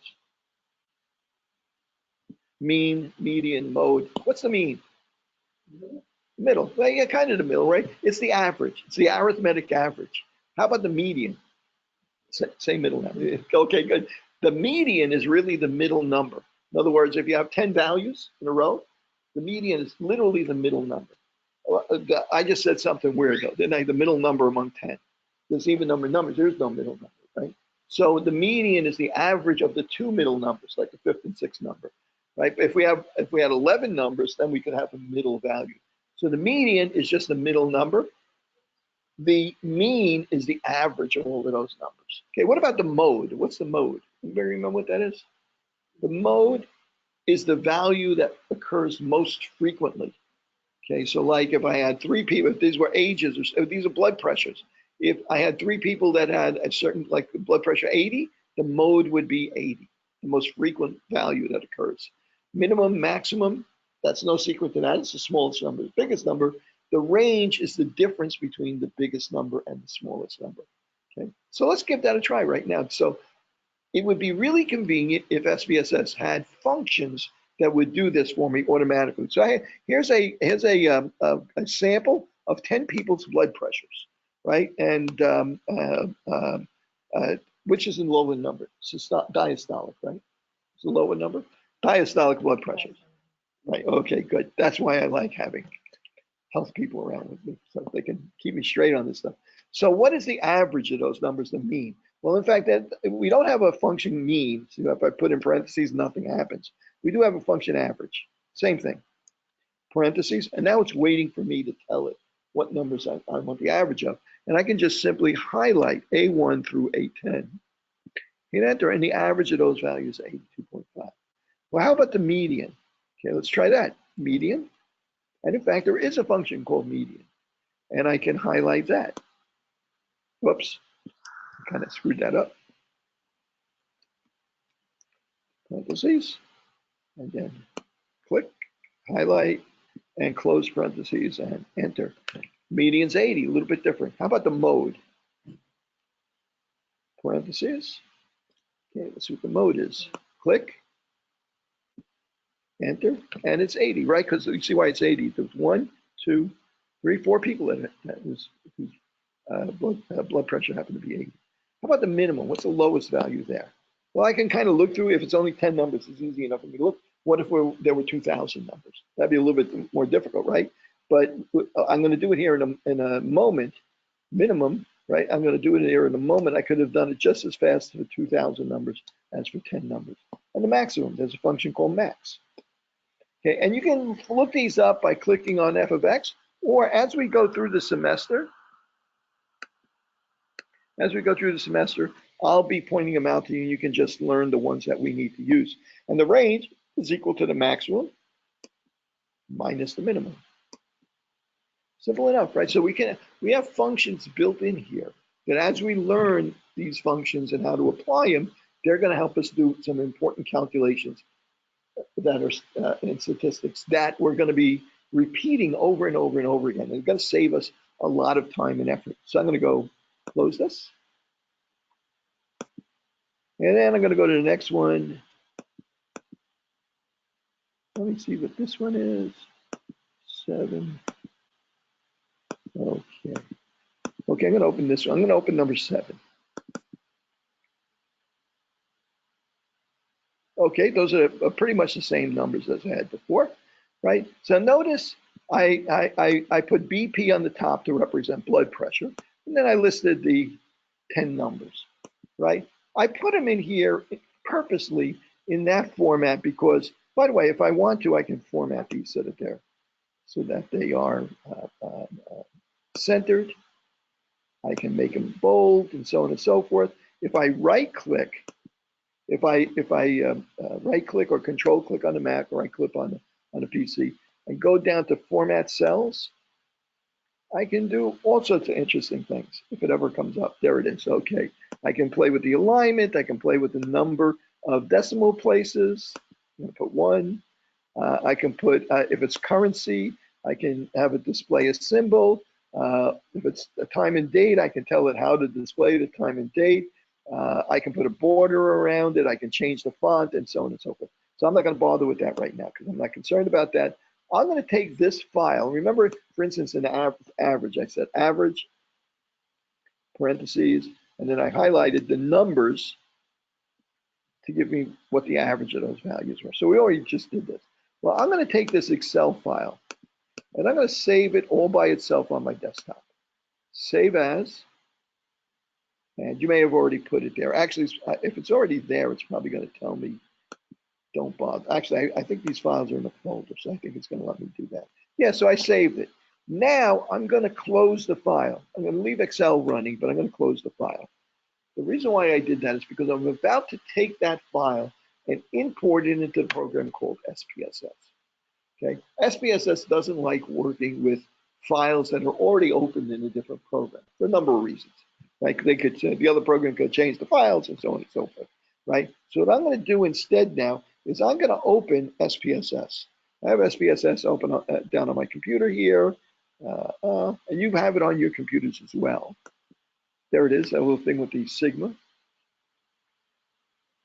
I'm going to open up this program SPSS.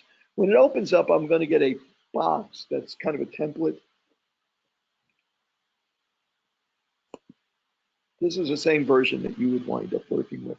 Again, I'm going to see if there's a way to get it for free, but I will be back to you within a day or two about that, because I really want you to download it and get it running so you can do some work with it pretty quickly.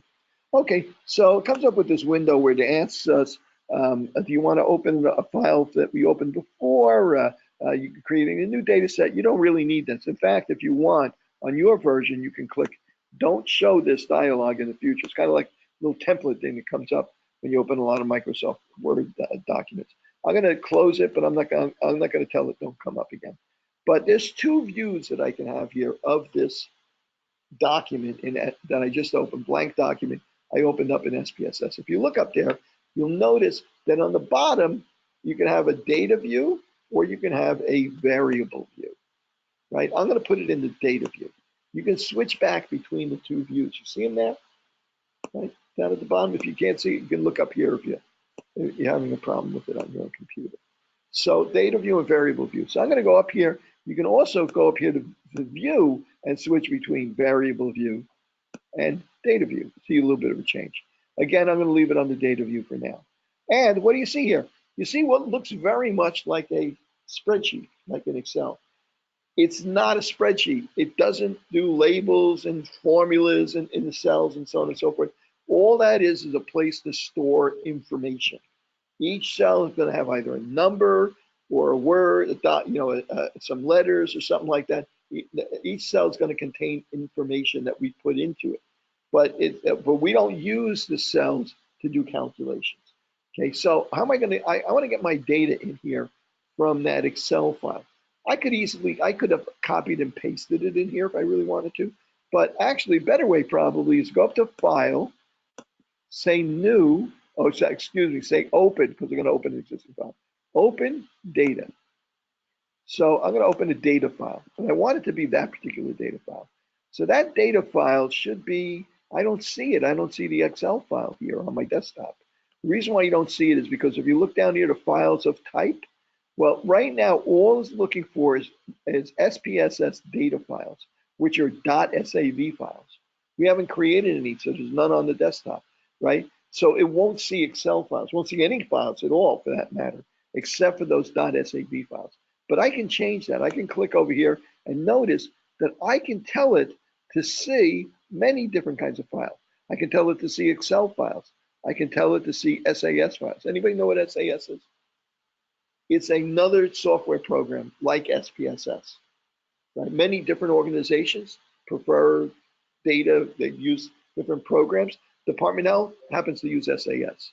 DEP, I think, uses SPSS. So on and so forth. They choose their own programs.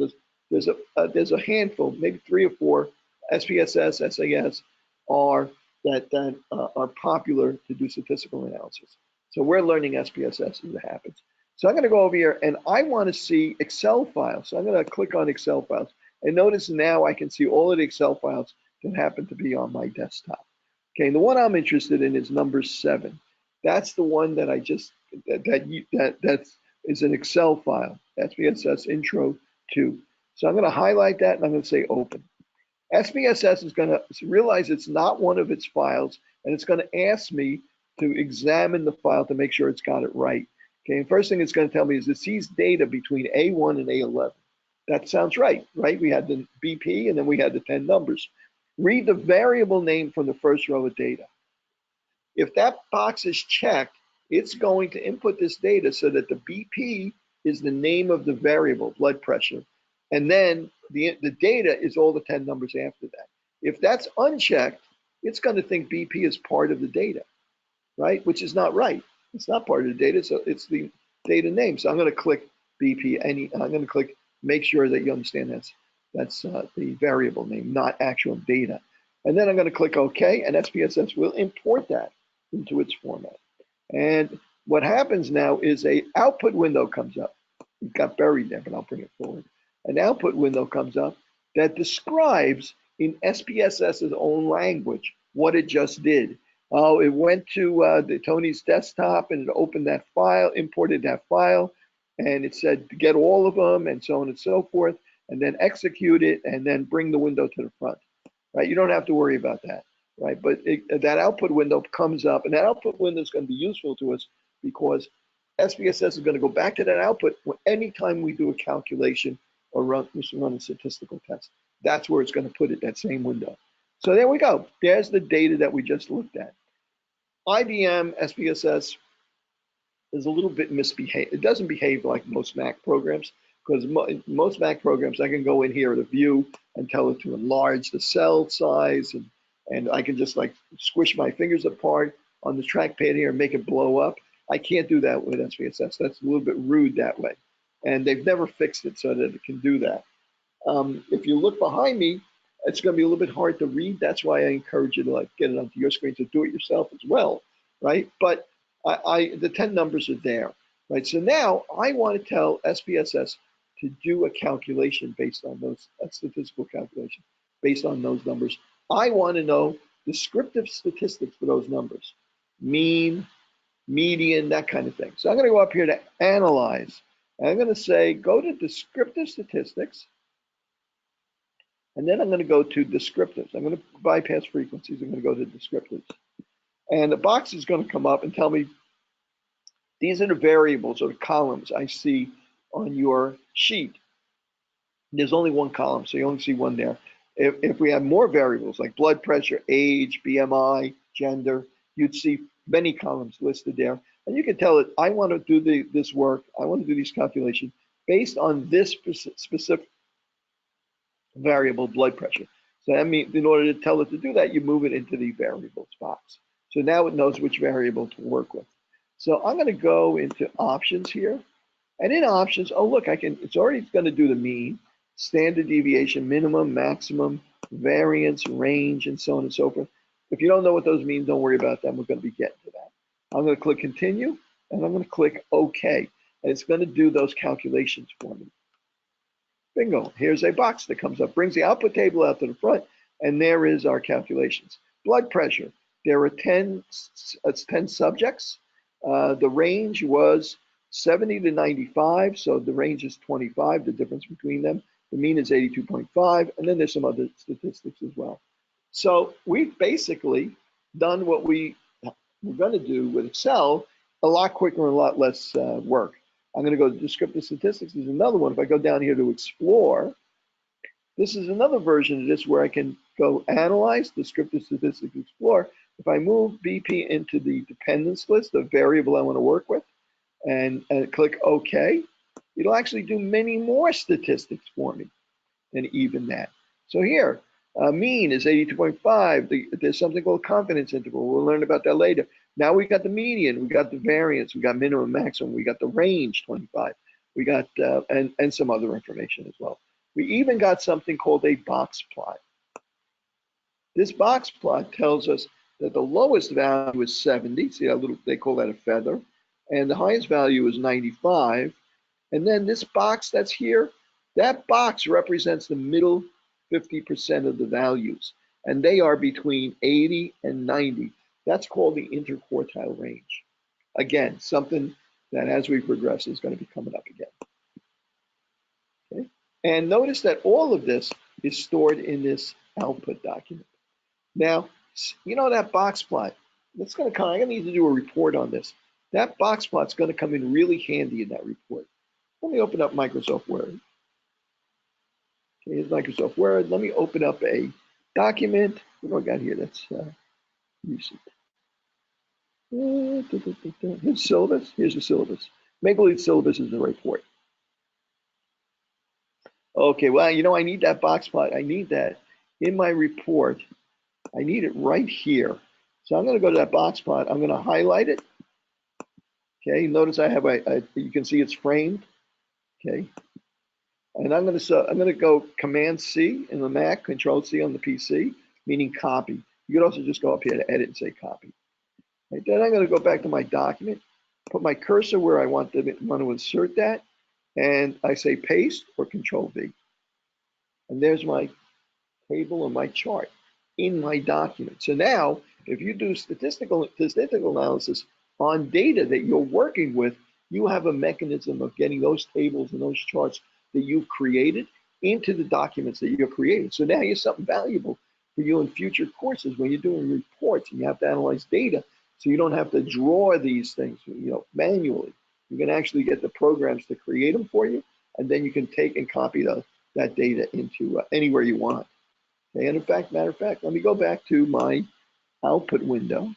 How about, really would help if I had this table there too. I'm going to highlight it. I'm going to say copy. I go back to my Word document. I'm going to go to this page, and I'm going to say, okay, paste it there. Edit, paste. And there's my table is in there too. Okay, also, you can say edit, paste special. And in some of your documents, you may be able to paste this. Some of your versions of Word, you may be able to paste this as a picture instead of a unformatted text. And so you'll have some flexibility. Apparently, this is not working on this particular one right now. Maybe it may be this. I've just upgraded this version of Word.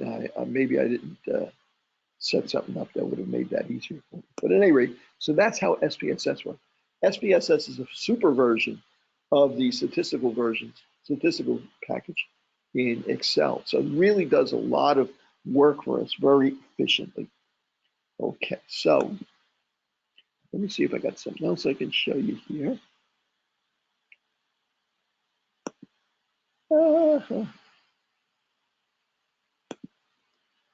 Let's see what that looks like. Okay,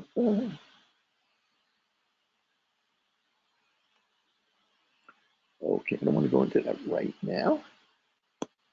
So,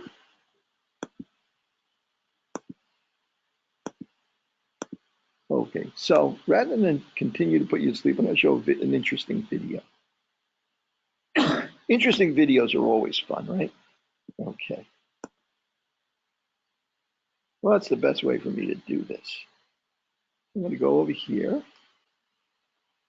think the best way for me to do this is do it up here.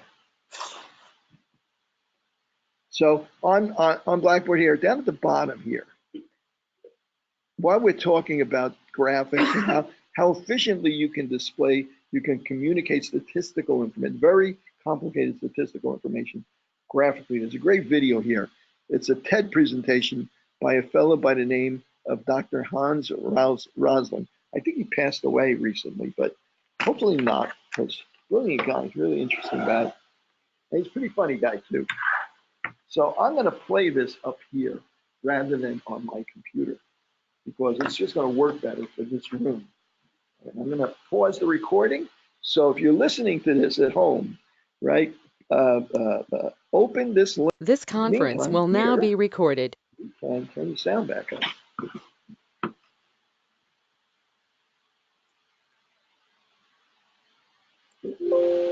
Okay, let's see if I can. Oh, first one, number one. Problem here is I'm not actually looking at the browser. I'm looking at my computer.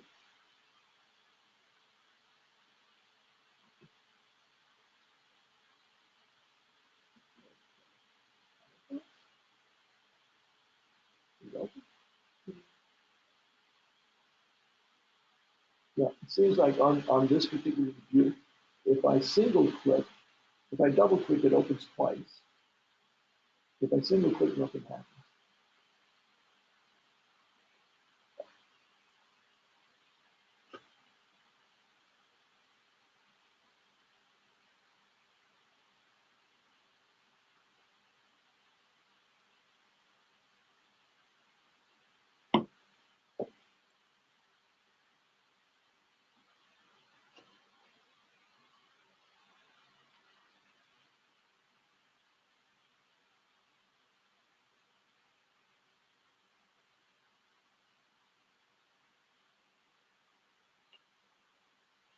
Ah, I don't know if I got it wrong or if they don't like no entering from that side anymore. By the way, if you may notice that my name is misspelled on my logo here, it's been misspelled since they set it up, and I'm afraid to tell them to fix it because I'm afraid that if they do everything I've done, will disappear. So I'm perfectly willing to misspell my name. That happened. Would you like Firefox? No, I don't want to save that. Let me try this again. With unrecognized username and password. Let's try this one. Oh, this will be right. It should be right. Yeah.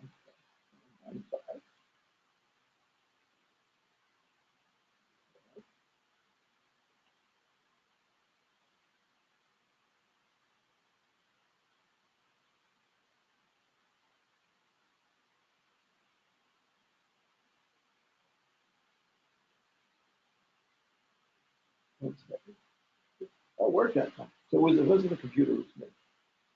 Okay, so here are we. Oh, you know, some of these browsers you have to, you know, oh, like,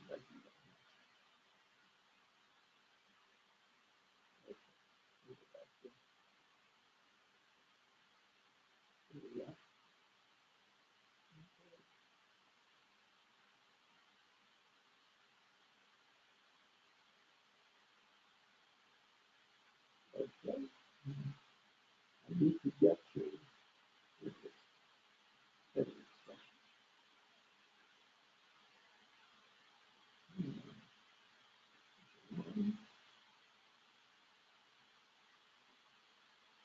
This is torture. Ah, I think we got to see. Let's see. There we go. That makes sense. Okay. So my version, this is my version has like a lot of hidden files of videos you don't see on yours in previous lessons. Let's see if this is working.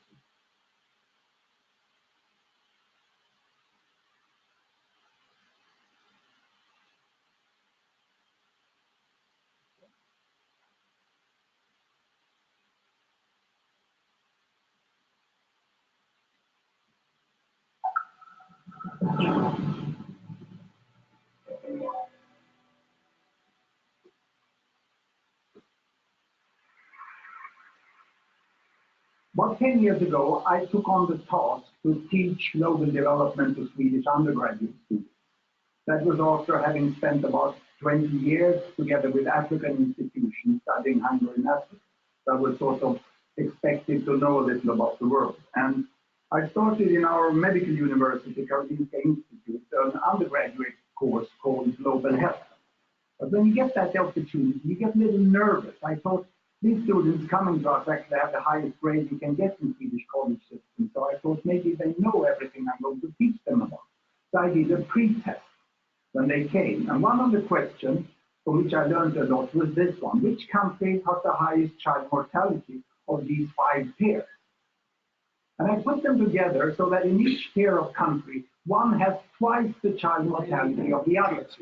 And this means that it's much bigger the difference than the uncertainty of the data.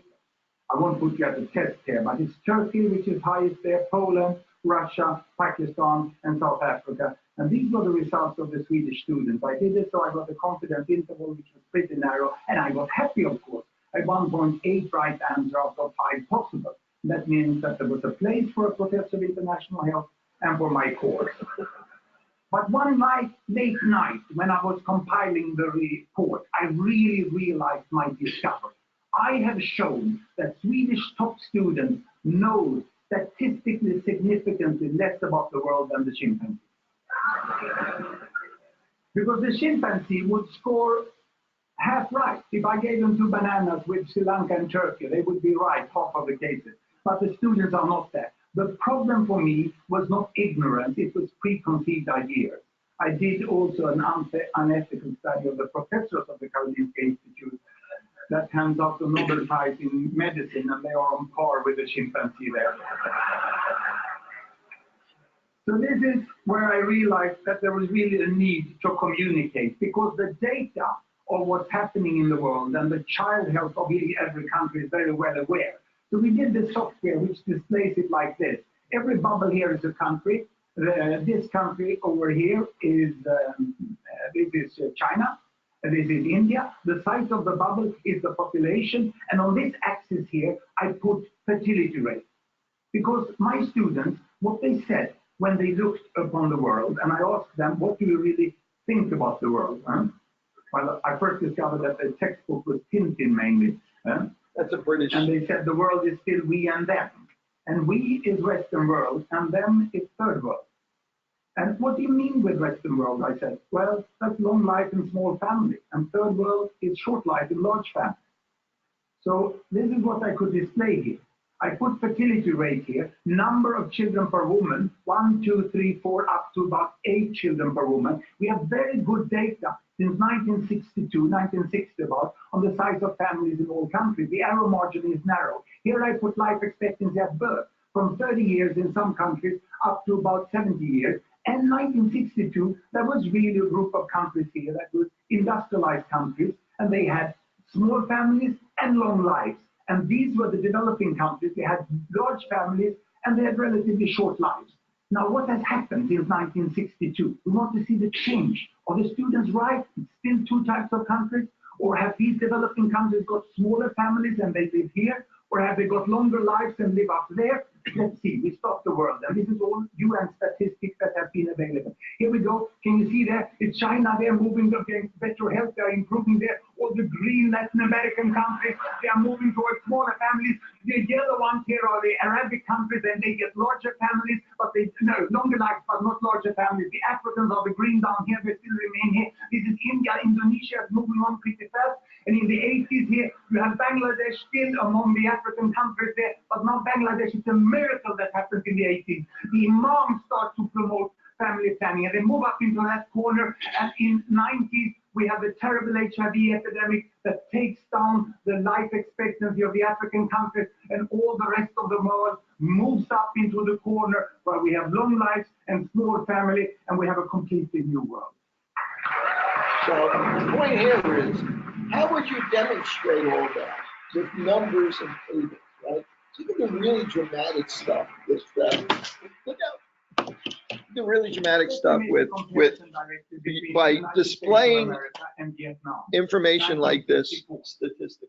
America has small families. This goes on. The link is there if you want to see the rest of it. And short lives. And this is what happens. Why don't we take a break while I figure out how to get out of this? Okay, guys. It's that time It's that time anyway. By the end of the year, the family planning started in Vietnam, and they went for smaller families. And the United States up there is getting for longer. Okay, good. Oh, I maybe got hit escape. Maybe that's it. Yeah, it was in full screen. That's what the problem was.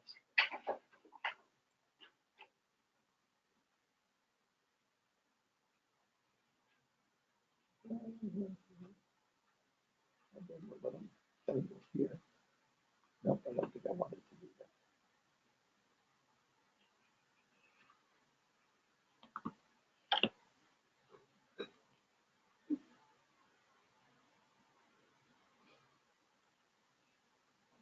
Yeah, there we go.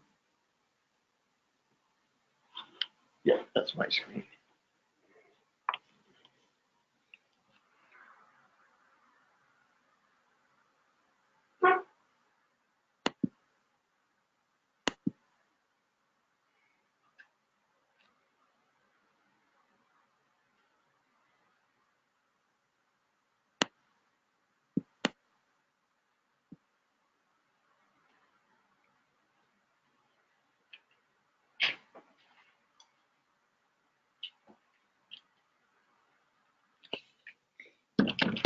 Okay, I'm going to.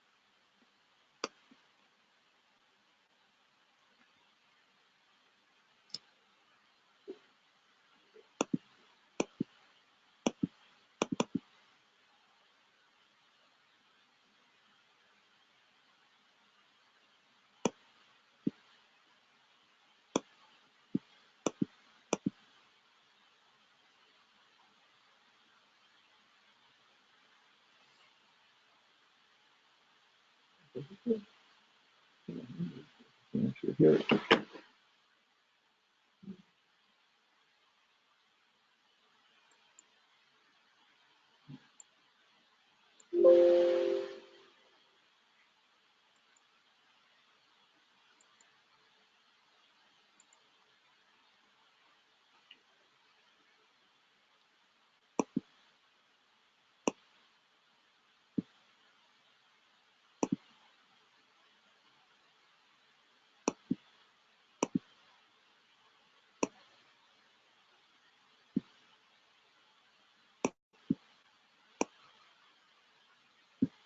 You can't do this without getting some sort of power button.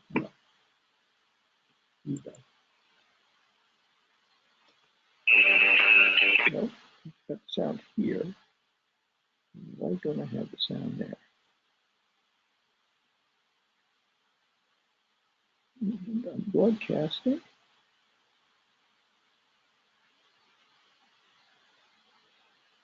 You can see it. Here, here.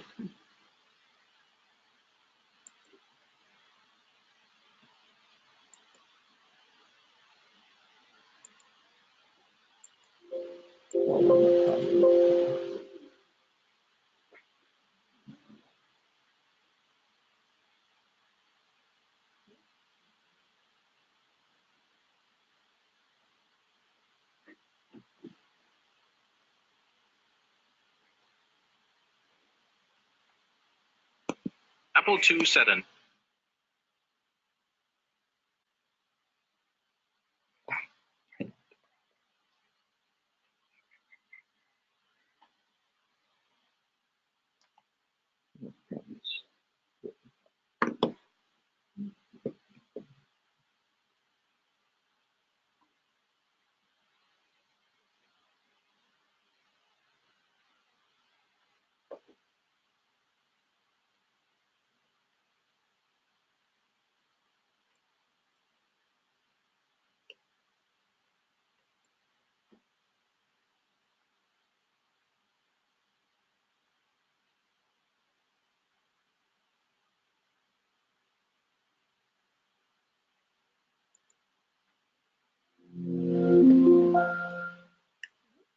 This conference will now be recorded. Okay,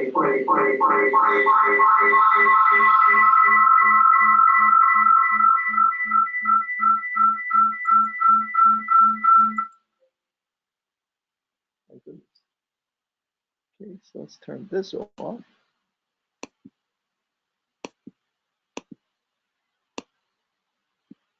See if this works now.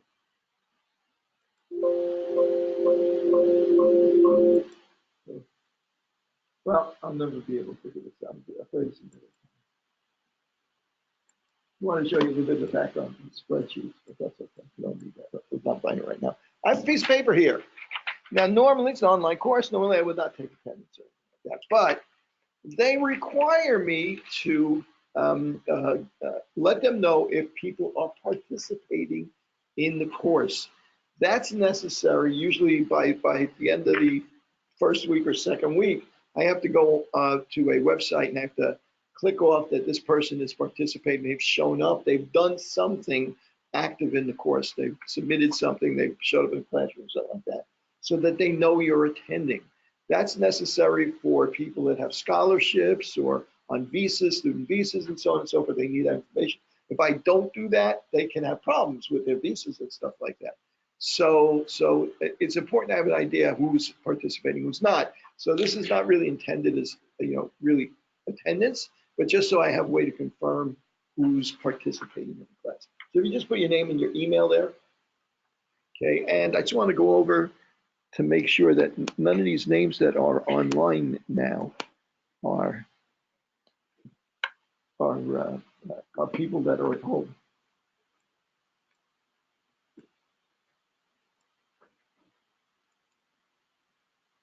Okay, that's good. Go back to where we were.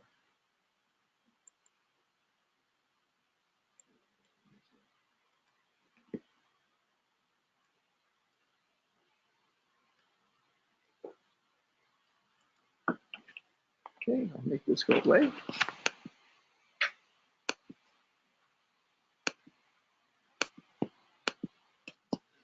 Okay, I'm going to do one more exercise with Excel and then call it a night.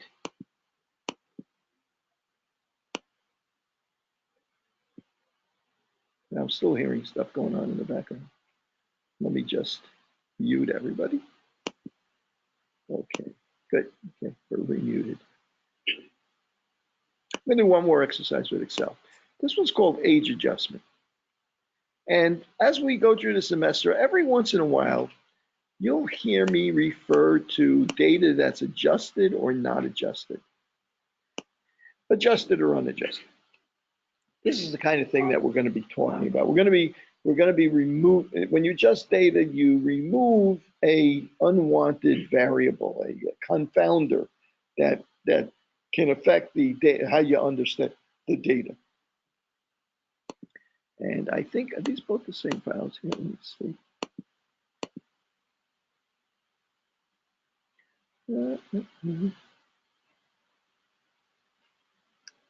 What?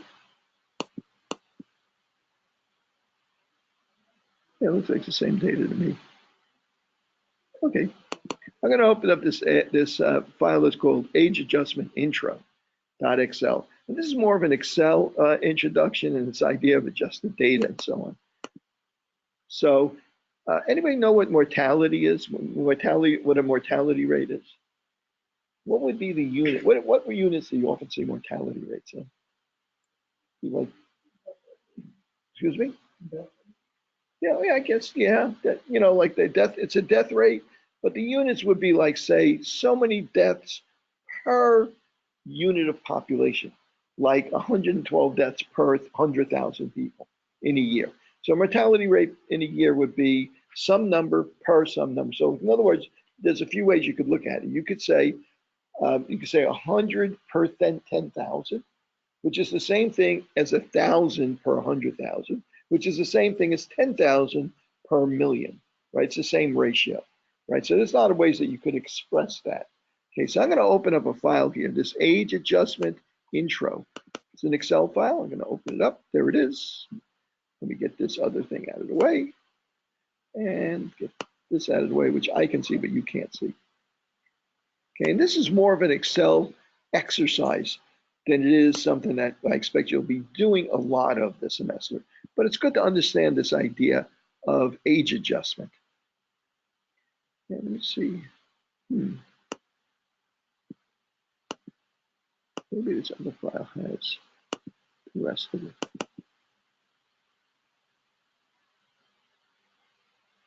That's interesting. Okay.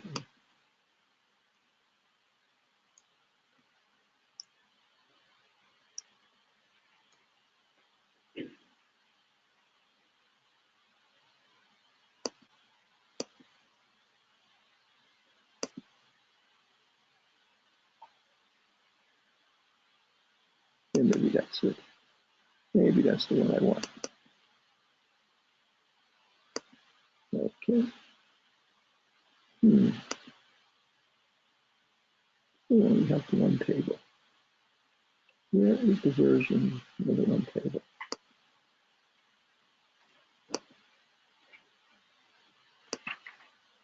Thank you.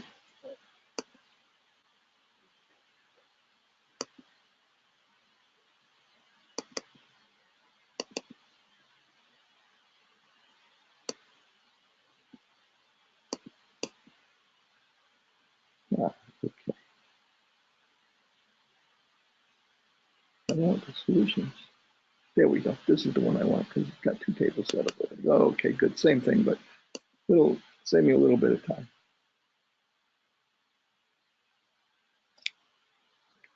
Can I just see that?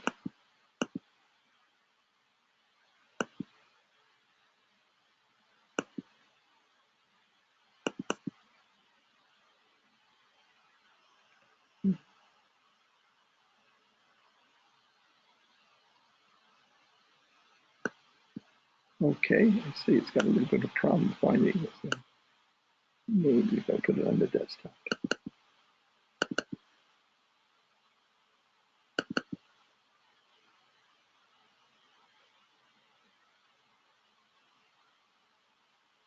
That's not the one I want.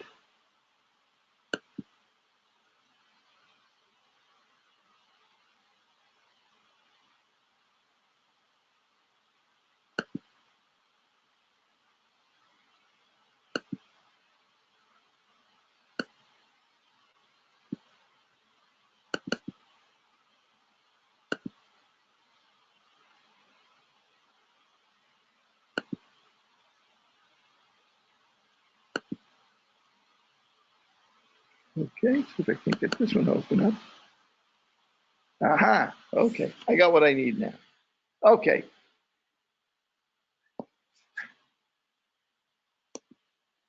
I want to calculate, I want to examine, this is actual data from New York City Department of Health, maintains actually publishes every month a morbidity and mortality report. They report on what people died, how many people died, what kind of diseases they died from. It's a document. They summarize it into an annual document every year, which is, I'm just going to find a copy of it so you can see that this actually exists. New York City Department of Health, mortality and morbidity. In other words, deaths and diseases.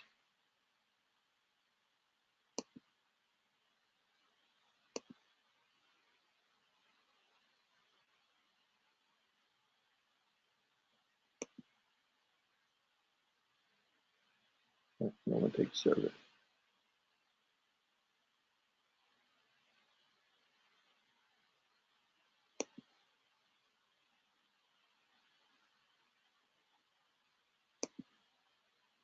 Ah.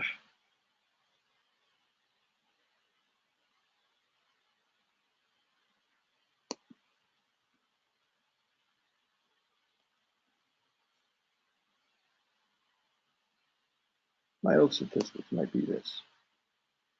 No birth data, mortality data.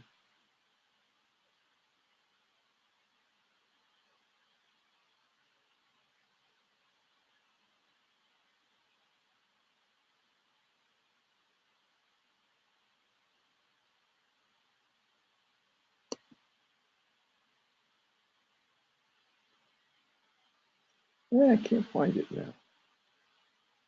Just when you figure you got everything worked out because you've done it 8,000 times, something doesn't work. Let's see.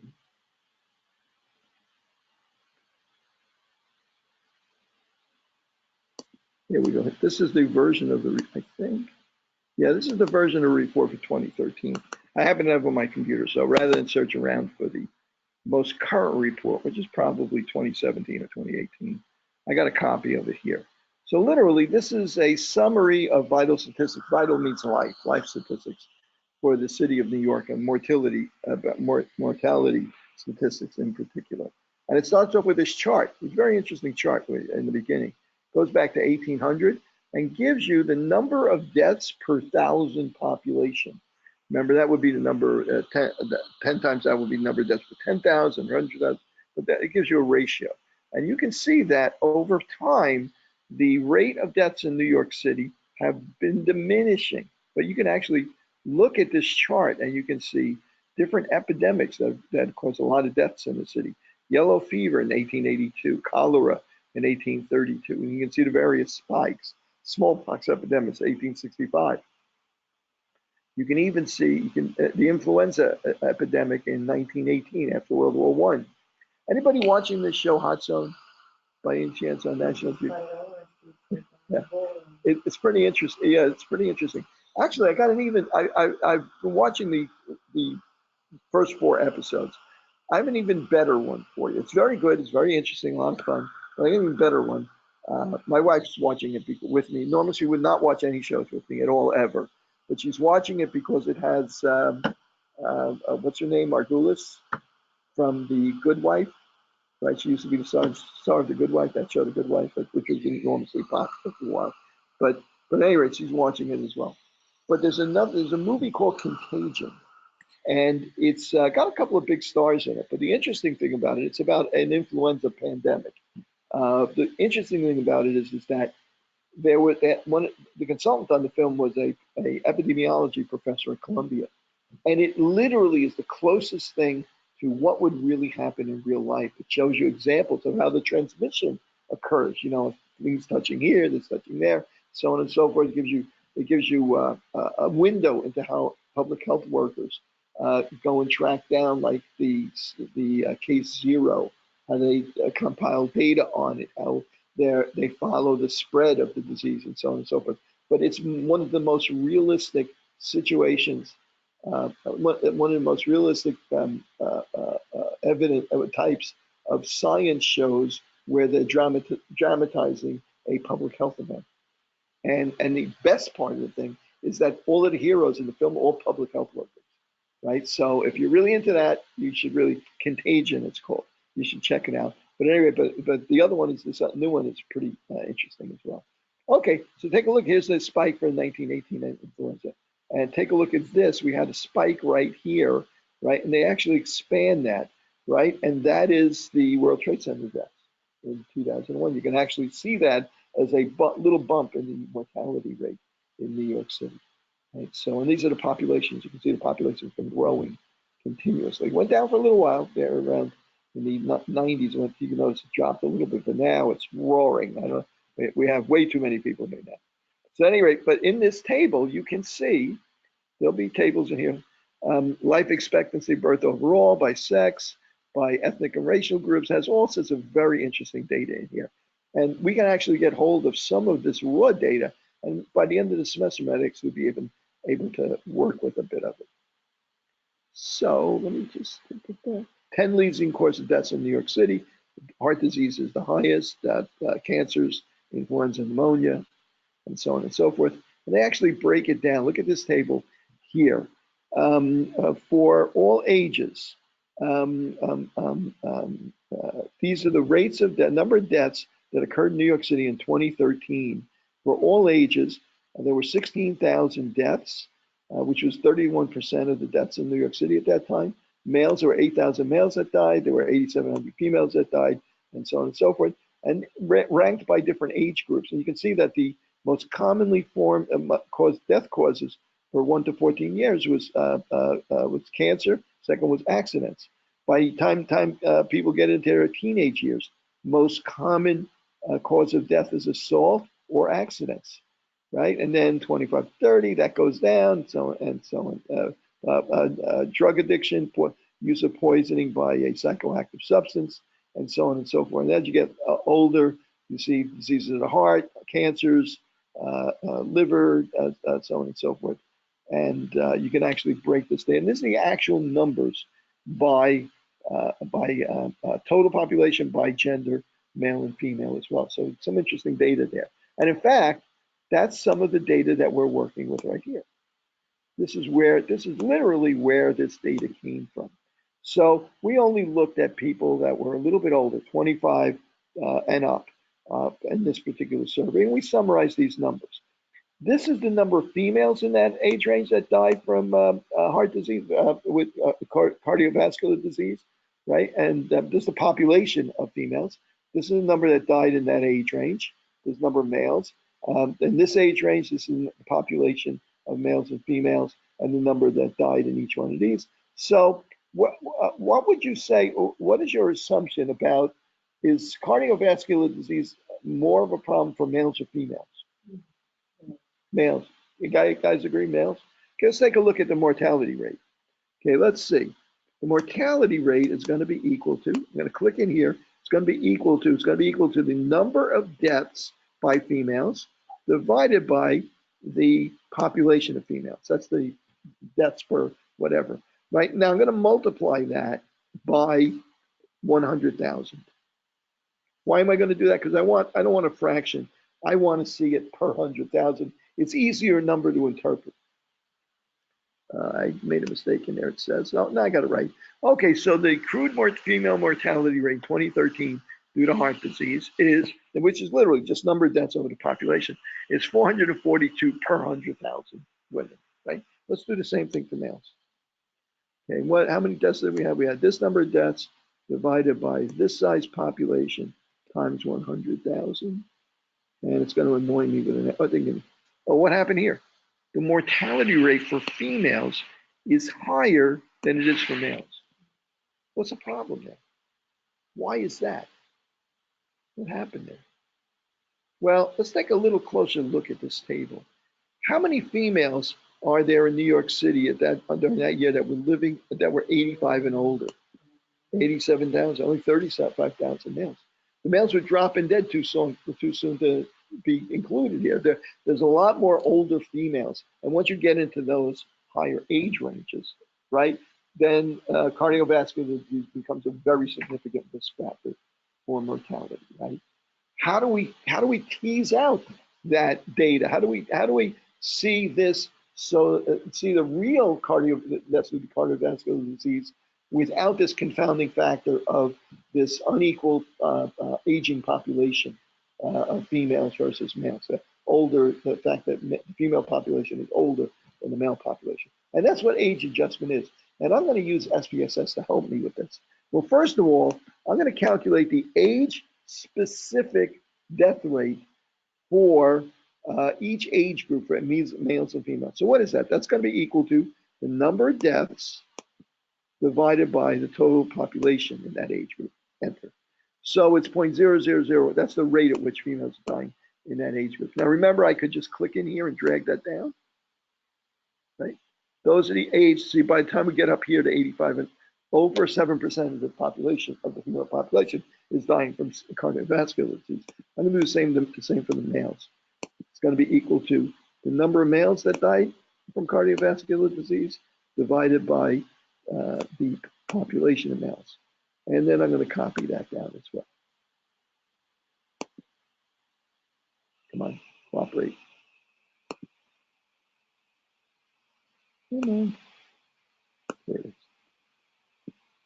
Oops. Okay, there's the rates there. Okay, so now I'm going to go down here and I'm going to say to myself, I'm going to take these rates, I'm going to highlight them. I'm going to say copy. And I'm going to put those age-specific death rates for females down here. I'm going to go to edit. I'm going to say paste special. I'm going to tell it just paste in the numbers. I don't want the formulas.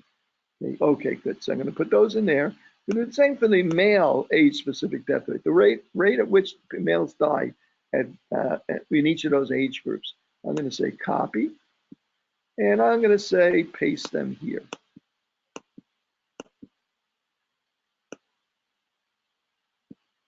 See if this works. I don't know if I actually grabbed it there or not. Yeah, it worked. Okay, good. So there's the age-specific death rates for each of those age groups by gender.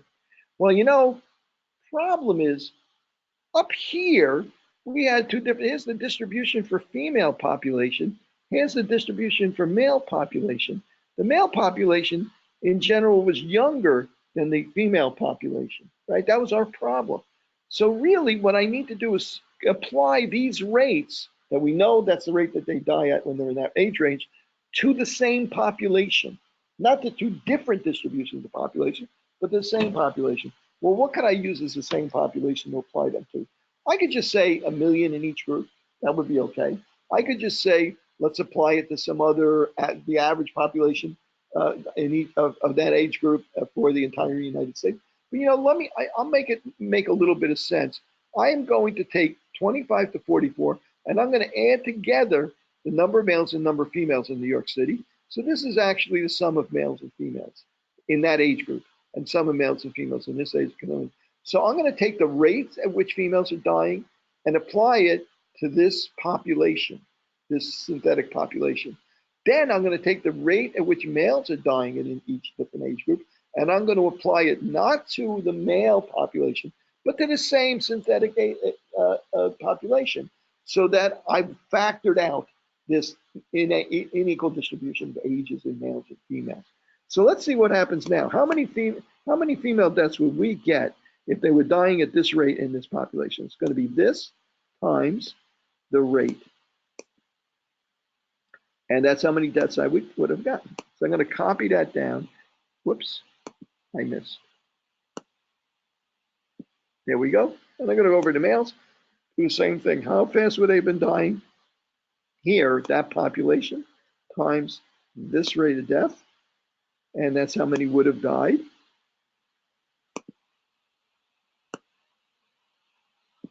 Okay, that's how many deaths we would have. So how many deaths would we have gotten total for females if that was the population? Oops, that's not the one I want. I want this one. Equals sum of all of these deaths In this population, I would have expected 17,000 deaths. And in the male population, in that population, if they were dying at the rate that males did, we would expect this number of deaths. Okay, so now let's calculate our age-adjusted female mortality rate. Okay, it's going to be equal to,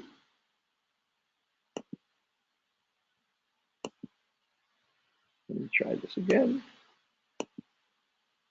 I'm going to do it over here. Equals, okay, so what's it going to be equal to? It's going to be equal to the number of deaths we would expect divided by the population.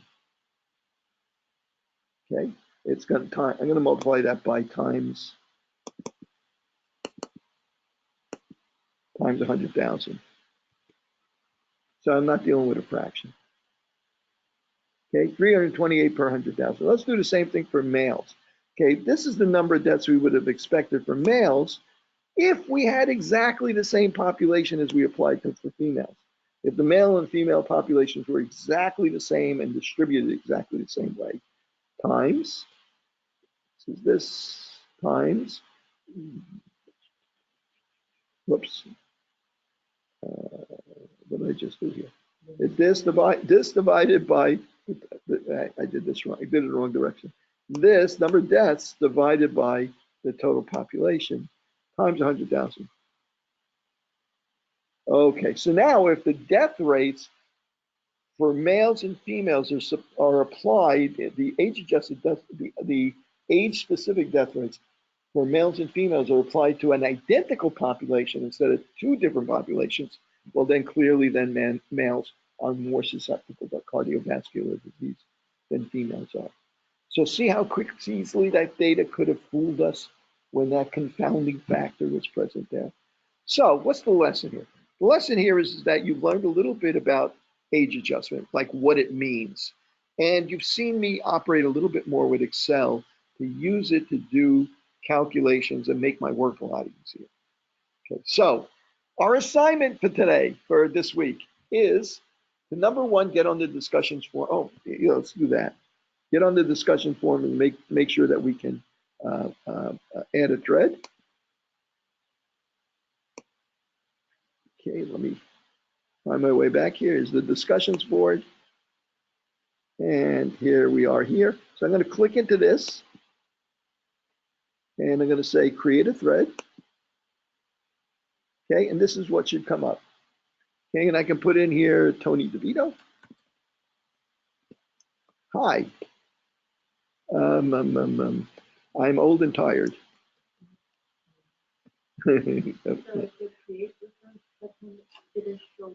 Oh, it didn't show up? Okay, well, hopefully it will. If it doesn't work, email me. Let me know. Remember, put PH750 in the thing. So I'm not gonna add that because it's depressing. So I'm not gonna add that. Okay, so I'm gonna ask you to do that, and I may put up like a simple first assignment, something to do a little bit of work with Excel maybe, right? And we'll pick up with Excel next week. Okay. Actually, I won't. I want you to do that. Get onto the discussion boards, figure out how to do that. I want you to wait one day so I can check on SPSS. I want you to download SPSS. I want you to make sure Excel's working on your computer. And you can get the Blackboard, that you're getting comfortable with all this. And then we'll worry about the next assignment next week. Next week, online only. You can come in here and use the computers if you want and do this from here, right? Or you can, if you should bring in like headphones and earphones, because there may be other people using the labs by that time next week. Right, we're literally, this is the first day of classes. You know, so there may not be any other people down here, but next week that might not be true. Right, so next week, Monday and Wednesday, will be online only, and I'll be posting videos for you to watch. I'm going to try in 5:05 to get on live for at least an hour, if I can, at least an hour, so we can have at least some interaction. But then the other stuff will be play this video, play this video, play this video. And it'll be as if I'm here in your living room. You know, I know that's a horrid thought, but you can make believe that maybe I'm not in your living room, maybe I'm in somebody else's living room. So, okay, so let me ask any questions. Yes. So the syllabus says different timing of the first to finish course. Oh, what does it say? 5:30 to Oh, no, it's 5:05. I'll fix that. Yeah, I probably overlooked that. Yeah, okay. yeah it's 5. Yeah, I think it's like 5:05 to 7:50 or something like that. Is that technically what it is? It says 5:30 to 8:30. On the syllabus. Yes. What is the Well, court? under the syllabus, on the CUNY first. On the CUNY first, it's Yes. 5:30? No kidding. Yeah, No, wow. to 8:30. Which would you prefer? It doesn't matter. How about you guys? What do you prefer? Maybe I should change it to 5:30, so that, people will know, in case they don't look at the syllabus, they know what time to show But up. the syllabus does say 5:05. Yeah, but I made the syllabus, so what do I know? No, I know. If you go by that, we'll all be wrong.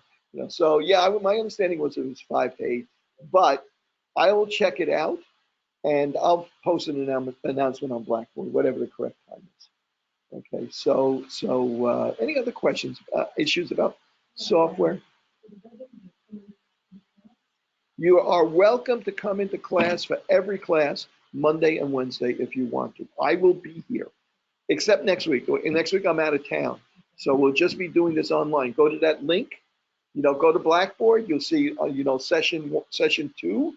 You'll see, play this video, play this video, play this video, do this assignment, right? You'll actually see, you'll probably be able to play the videos and so on. But I will try and be online, if whatever it is, 5:05 or 5:30. I will try to be online live for at least an hour, even though I'm out of town. Okay, just a question of if I can get a decent internet connection on those. Yes, absolutely. Okay, just like that. Just like, did you do it now? Oh, good. Just like that. You see my little face come up there with you see the lion cub? When you logged on, it said, welcome, comes up with a welcome page, and you click log on or something like that. It has my face in the middle. Face in the middle. Like an actual video. Oh, no, it's a still picture. Okay. Yeah. Yes. For some reason, you tell me to live session, you watch it more available. Yes. Whatever the recordings that I made now, by within 1 to 2 days, within 24 to 48 hours, I will have cleaned them up, put them on YouTube, and you'll be able to play the link. So you'll be, if you want to repeat this class, as horrible as that sounds, you could actually play the whole class again. Okay, if you want to go through the exercise again and so on, yes. You can do the exams online, yes. You can come in here, do them here, or you can do them online. Okay, it may not be exactly the same version, because just it may not be easy to do them exactly the same way in class and online. But yes, you can do the exam online. Like an hour, you have to finish the exam, or You'll have 2 or 3 hours. Yes. In other words, when you log on the Blackboard, there'll be a link there. It says start the exam. You click on it. You start the exam. It'll start a timer, and you will have so many hours to complete the exam. Right? It'll be a lot like the homework. You go through them. You see, once you do a couple of homework, you get a feel for how that works. And usually on the exams, because online exams, things can happen. You can lose your internet connection, so on and so forth. Usually what I do is I let you do it, give you 2 attempts. So the first attempt, you can log on, do the exam on the first attempt. And then you can submit it, right? So once you submit it, it'll drop it in, you're done. At the end of 3 hours, if you're not done, it'll automatically submit it. But if something goes wrong, you have a second attempt. However, since the problem there is that then you saw it, then you get a second attempt another time. To make it fair to everybody, you'll have 2 attempts to do the exam. First attempt, you try to do the exam. When you submit it, you'll be able to see which questions you got wrong, but not what the answers are. So on your second attempt, you can redo the whole exam. Excel won't remember, Blackboard won't remember your first result. You can redo the exam. If you submit it the first time and you said, I got a good grade, I'm fine, done, right? You don't have to do the second version. If you're not happy with your performance on the first one, you can do it again and you get an average of the 2 grades. That sound fair? Okay. Yes.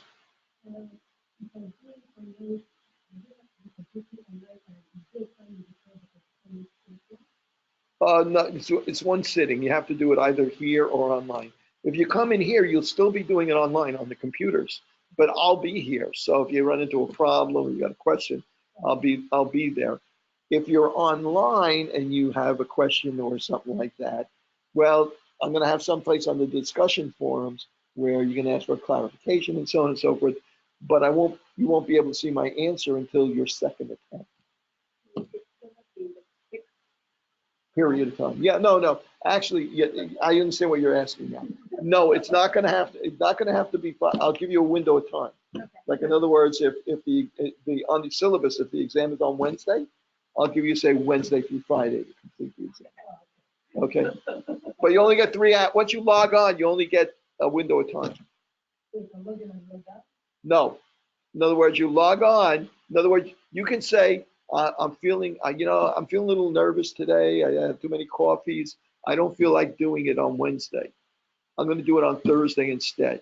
Once you start it, you have 3 hours to finish it, right? And then submit it or auto submits. But you can start. I'll give you a few days when you don't have to do it specifically at that time. But once you start, and then the same thing on second attempt, same thing. Once you start it, you have a set amount of time to finish. Okay, but I'll go when it get to that point. I'll give you all the instructions on this, and we'll go.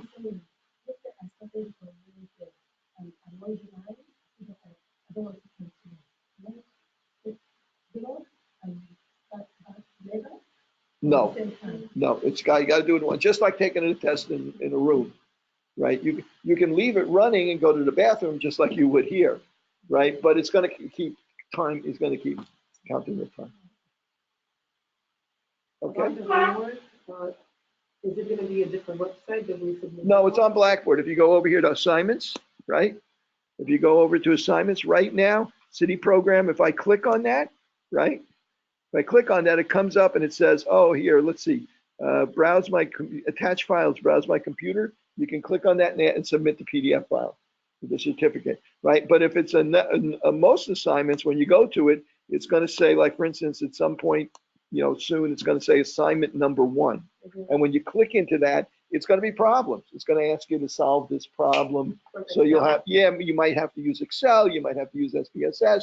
You might have to just do some simple calculations with a calculator, but there'll be one problem. It might be some multiple choice, might be some short answer, and so on and so forth. So you'll see once you do it, once you do the first one, you'll get a feel for this, right? And remember, on the assignments, because it'll prep you a little bit for the exam too, the assignments, as long as, for instance, if I say assignment 1 is due on June 7th, right? All you got to do is make sure by June 7th that you give it a try.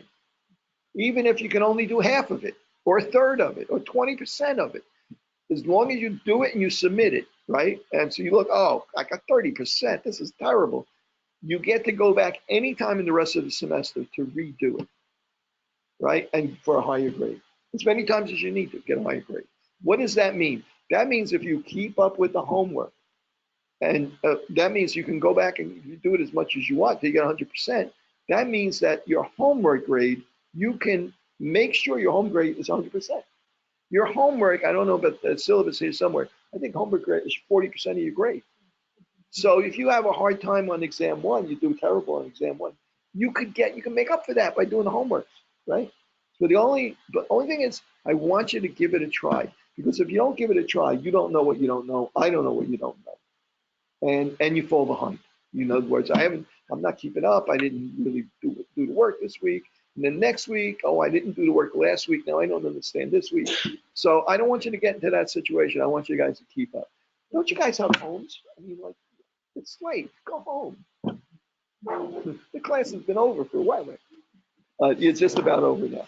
Hey, thank you very much for coming in. I was getting a little lonely. I was getting real worried here at the beginning of this class, because I think there were 2 of us here in the beginning, right? That was it, right? So I should hang on before. I just want to make sure that is there somebody that I'm missing here that was on from home? Eula?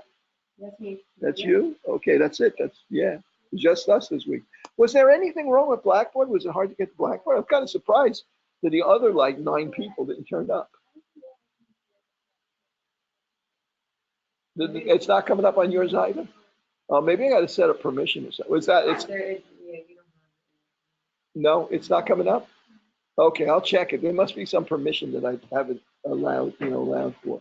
I could see what you're Yeah. I can see some. but I can't. Yeah. I tried to Uh, put in my. I'll take a look at it You tonight. want to see like how it looks like from this screen, because I know it normally says create a thread here. But Yeah. it's the one on That's top, exactly what I had. but it just doesn't have that Create Oh, no, okay. rented. Yeah. And that's about it. I know it's supposed to be here soon. Go back. Yeah. Let's keep on that. Yeah, go to discussions. Okay. Look in there. And it's there, creative writing. No. Oh, that's good. Okay, I'm gonna have to check that out. Okay. There must be something I didn't turn on, some button, some, check I didn't give it or something like that. All right, good night, guys. Thank you for coming in. Okay, get home safe. Did I scare anybody? Nobody's dropping the course, right? No one's dropping Not the yet. course. Okay, not yet. Okay, good. It's gonna be conflict with my book kind of properly. Here's the Oh. heading I'm gonna be. That's okay. That's all right. Stop in every once in a while, say hello, if you're not busy. I know. I was not by. Or say hello online. All right, thank you. Take care. Good night.